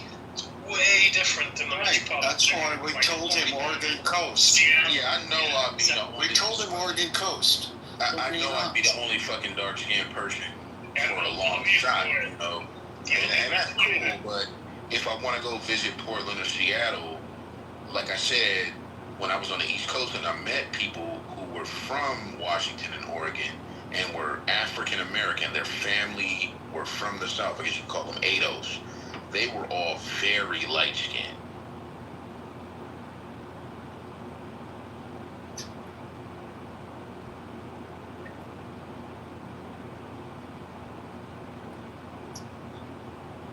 But I mean, it doesn't bother me either way. Like, I can get in where I fit in. It's all good. But, it's just like come and visit and decide for yourself. Yeah. That's exactly what I need to do, But either way, man, I'm going to get up there and I'm going to get me 20 acres.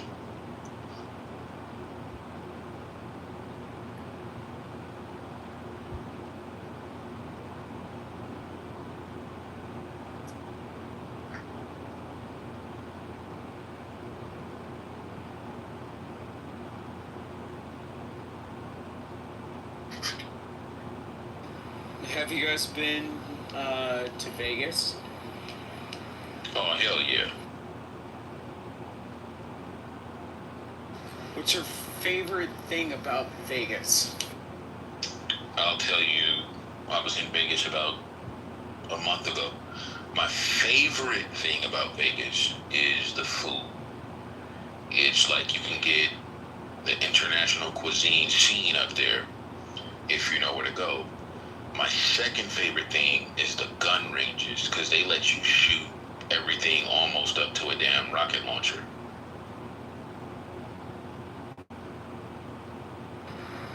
Yeah, Vegas is, if you want to go to a city where there's, currency any more pointed towards meritocracy, it's definitely Vegas.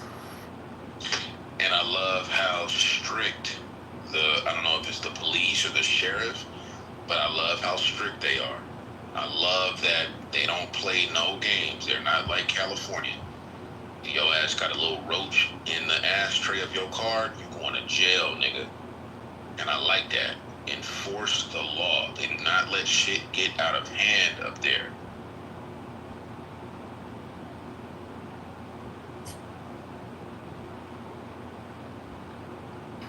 Yeah, it's crazy. My parents got married in Vegas. Yeah, I went to a Vegas wedding during COVID. My wife's best friend got married in Vegas and they live out there now. I love Vegas. It's a fine town, but I find that, like, if you're staying in one of the casino hotels, I can't stay for more than, like, 3 nights. That's the most I can do. More than 3 nights is not healthy. Yeah, like, you gotta get the fuck out of here. You're losing money. What? Getting lung cancer. What? Fucking, like... This is blasphemy. Nah, like, unless you live there, like, if I had because I went to somebody's Airbnb and that was cool, but, like, staying on the strip for more than 3 nights, nah. Exactly right. Yeah, when I moved back to California and I was on my leave of absence, I stayed there for about 2 weeks. It was actually very, very, very insightful. But did you stay in a hotel or did you, like, actually have a spot? You stayed in the MGM for 2 weeks and you didn't die of lung cancer? No. Or alcohol poisoning? No. Damn. I know, it was crazy. You're a real one. It's crazy. So basically, we drove across country when I was moving back, and I drove from Miami to Los Angeles, and, Vegas was kind of one of the stops on the way. And, my mom, in her health, it was kind of one of those things where she couldn't sustain a journey for too long, by car. So we just decided to stop and see some of her old friends, and just hang out. It was actually a really good experience. Okay, so which is the better part of the city? I've never been to Miami or Vegas. I mean, now that Vegas has built the Fontainebleau, I personally haven't been there yet since they've opened. Like I don't know. Like it's one of those things. Like in my personal opinion, I love Miami. I can go to a club, get outside, get my Uber, go back to my hotel. Like it's a very seamless experience. In Vegas, it's kind of one of those things where you're like subjugated to like the big bottle like nightclubs and like the funk pit, like like the fist pumping and all that other extraness. You know what I mean? Like I personally don't like that. Yeah. So for me personally, like going out to Miami, I like to go to lounges and listen to like easy listening music. You know what I mean? And eventually go over to the club and turn up. Whereas Vegas, it's like it's either one or the other. Yeah, I went to Vegas for my friend's birthday. He's a kind of a big time DJ in LA, and he wanted to do his like bro's birthday in Vegas. So I drove out there from San Bernardino County, and I'm a married man with 3 kids. You guys all know this. And man, it's like he had a cabana or something like that overlooking the pool, and the women were just like in bikinis and their ass cheeks were out. And I was like, dude, I feel like I'm cheating on my wife just being here. And I imagine it's a similar thing in Miami, but I'm like, damn, man, I haven't been out in the wild in a long time. Like, I've been married, and I just, cut my lawn and cook food and take care of my kids.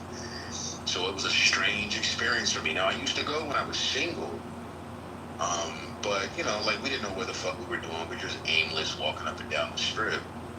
But now that I'm, an adult with a family, I'm like, damn, man, this shit feels like I'm gonna sin on accident. I mean, I would say that Miami is a very different Miami. Even from, like, my grandparents moved down there in 99. My great-grandma, when she moved to this country, she's always been down there. So I've been going down there since I was, like, 5 or 6. So, it's kind of one of those things where it's like, I've looked at the progression as far as how you can navigate Miami, and now it's like a Latino petting zoo. Like, I'm sorry, like I'm not trying to sound racist, in explaining it like that, but it's like everything is just like so pro Latino. Like it's almost like it feels like going to a different country. You know what I mean? Like Tijuana? No, I would say like Tijuana. I grew up going to Tijuana as well, and Tijuana is I mean the graffiti and the degeneracy and things like that. How derelict it is. It's just dilapidated. I would compare it to like Costa Rica. You know what I mean? Oh my god. Okay. Yeah, and Costa Rica is a beautiful country. Panama is a beautiful country. Yes, I refuse to leave the United States. I don't want to go to any third world tourist destinations. I don't want to go to the Caribbean. I don't want to go to Latin America, Brazil. Like, the most exotic thing I'll do is Hawaii. Which island? Tijuana is not a great representation of the true culture and beauty of Mexico. Wait, but Don, so Gildas, which island in Hawaii? I don't know, because I've never been to Hawaii. So I mean, do you like more city in Honolulu, or do you like more, just like I would like to go to the beach and it be serene and quiet, whichever island that is. I don't need to go to a city. The big island. Okay, Maui or Kauai. Okay, yeah, something like that. Big island too. But like my friends are like parts of the Big Island. I will say that. Oh, let's go to Colombia, and I'm like, hell no, are you kidding? Colombia is beautiful. I would never go. Not me. Beautiful people. Yeah, no, I've been to Colombia. Yeah. It's beautiful. I went to a third world country once, and I ain't never leaving America for no shit like that again. So, I mean, what about Panama?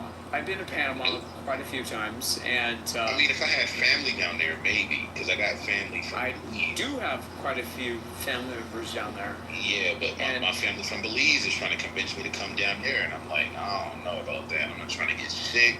I want to be able to drink the water. Yeah, but I mean, Panama is completely different than Belize. I mean, Panama is, it's industrialized to the same degree as, LA. Because they got that canal. Well, I mean, the canal, that's obviously a very important part of it. But I mean, it's kind of one of those things where it's like, you have a Ritz-Carlton down there. I mean, Trump actually had towers in Panama, and he built his building, from what I understand, to a certain type of aesthetic that didn't fit in with the skyline, and, they asked him to disinvest in his interest down there. But that was a financial raping that he was doing with that agreement, and they wanted to get out of that. I mean, David, I'm trying to be PC. I'm a work in progress. You know what I mean? It is what it is. It was a bad deal for them. I mean, I can understand that. But they went into it wanting it. They thought his name was important. He also provided some management and expertise, and then they kind of grew out of what they needed from him. I can understand that. I don't want to go absolutely anywhere where there are bandits. I don't want to go anywhere where people are robbing tourists, that kind of stuff.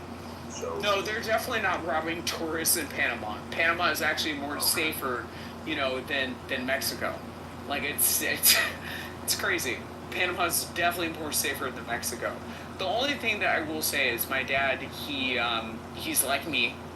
We go to the gym, several days a week, and he was jogging around Panama City without his shirt on. And they have certain public decency laws, that people have to adhere to, whether you're a Panamanian citizen or not. But aside from that, Panama's a great country. I went down there actually for my 13th birthday. It was a really good experience. Really good experience, and great people. It's a very safe country, and I feel like people should look to that as, an touristic alternative, to what is, dangerous Mexico. yeah, I would never go to Mexico for anything unless I had to rescue my child, like Liam Neeson. It's Hawaii or New Orleans. That's the most exotic I'll get. Africa, no way, Jose. I'm not going on safari. Yeah, no, my going to dad. South Africa. My dad and my stepmom went to Senegal, and that was kind of like one of those things. Hell yeah, and they went to. I'm not about to eat no monkey meat. They went to the Serengeti. They went to freaking Ghana and all these other places. And my dad was like, it's a lot, y'all. I mean, yeah, I don't want no culture shock. I would definitely never go to India. I heard that India is the hardest place for an American to go as a tourist. Thailand is kind of cool. They love the Americans there. Yeah, Thailand's pretty cool. Very inexpensive, too. I might go to Taiwan, I might go to Tokyo. I'll fuck with Tokyo, Hong Kong's not bad. My dad lived fuck there. with Hong Kong. I'll fuck with Hong Kong. My dad lived there for a couple months when I was in middle school, and Hong Kong's not bad. It's a great place. And Beijing's not bad either. I don't know why people give China so much smoke. Chinese speaking of smoke, the air pollution is off the charts. No, I mean, I get the air pollution issue, but Chinese people are so nice. They're so respectful. Anytime they come to the country, they're very friendly, and I just feel like they get a lot of negative smoke for no reason. I didn't even like it when I went to Paris, and I thought I would love Paris. Paris is an Arab Palestinian petting zoo. It's literally Paris. Paris is going to be the Islamic the Islamic country of France in like 2 years. Tops. I couldn't fuck with Paris. It was cool because they were showing me a lot of love as a black American. And I guess there's just a history of that since World War II. And when I told somebody, oh, I'm out here visiting from Brooklyn, they were like, oh, we're buying all your drinks tonight. You're going to have a great time. They even tried to, like, push a 16-year-old girl to my face. And they were like, yo, you should have, make love to her. And I'm like, no, in America, we don't do 16. Do you have a 25-year-old? I was about 22 at the time. And I was like, okay, even this, like, I can't fuck with Paris. Like, it was cool. It's like a small-ass city. You can walk the whole shit in one day. But I like the food. The food is good. I love the chefs and all of that. But that shit is ghetto. It's ghetto outside of, like, the Champs-Elysees and all of that. Outside of that, see what I mean? And all of that, it's ghetto as fuck. And I was like, see what I mean? See what I mean? Ghetto. And so, you know what's really crazy? Somebody that made a beach recommendation, I made a beach recommendation towards that person in traveling in California. So my uncle used to live down at that beach, and for some reason, he just decided that him and his wife wanted to move to Italy and France. And now they're living in a Palestinian petting zoo. Like it's like their whole entire country has been invaded. Like it's so crazy that people are not talking about this. Yeah, and everyone that I met in Paris who was black around my age, I was like, okay, so what do you do for a living? Now, here's what I'll give you about Paris and what I love about France. Everybody is like a philosopher. Everyone you speak to, like, is a philosopher. And I was talking to a chick that I met there, like, at the bar, whatever. They only have Jack Daniels available as American liquor. And she was like, oh, I work at Disneyland part-time. And I was like, God damn, you don't have a better job than that? But at the same time, she was like, the only reason, like, she was trying to psychoanalyze me at the bar. And I was like, God damn, like, this bitch is intelligent. Like, she knows philosophy. And she's trying to, like, put me on the Freudian couch while we're talking over drinks and we just met. And you can't find that in America, because bitches in America be like, I'm horny, I wanna fuck, you ready to fuck? And that's how bitches are in America when you, like, drinking at a bar. But broads in Paris, even the black girls, like Senegalese girls, like whatever, they're like, so did your mother, did she talk to you about Plato? And I'm like, nah, she never said no shit about that. She talked to me about Jesus. Well, you have to investigate that. And then we fucked. And I was like, God damn, these Parisian bitches is on when it comes to the philosophy. But they broke as fuck because they got socialized everything out there. So they don't even have ambition. They're just like, yeah, I can work at Disneyland for the rest of my life, I guess. Or I can be a waiter for the rest of my life, I guess. But they're philosophical waitresses in Paris, and that's dope.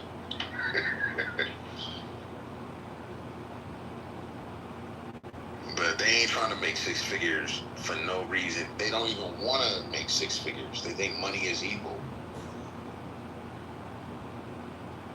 So, where have you guys been that you, for work or tourism, right, whatever it was? I've only been to two. Yeah,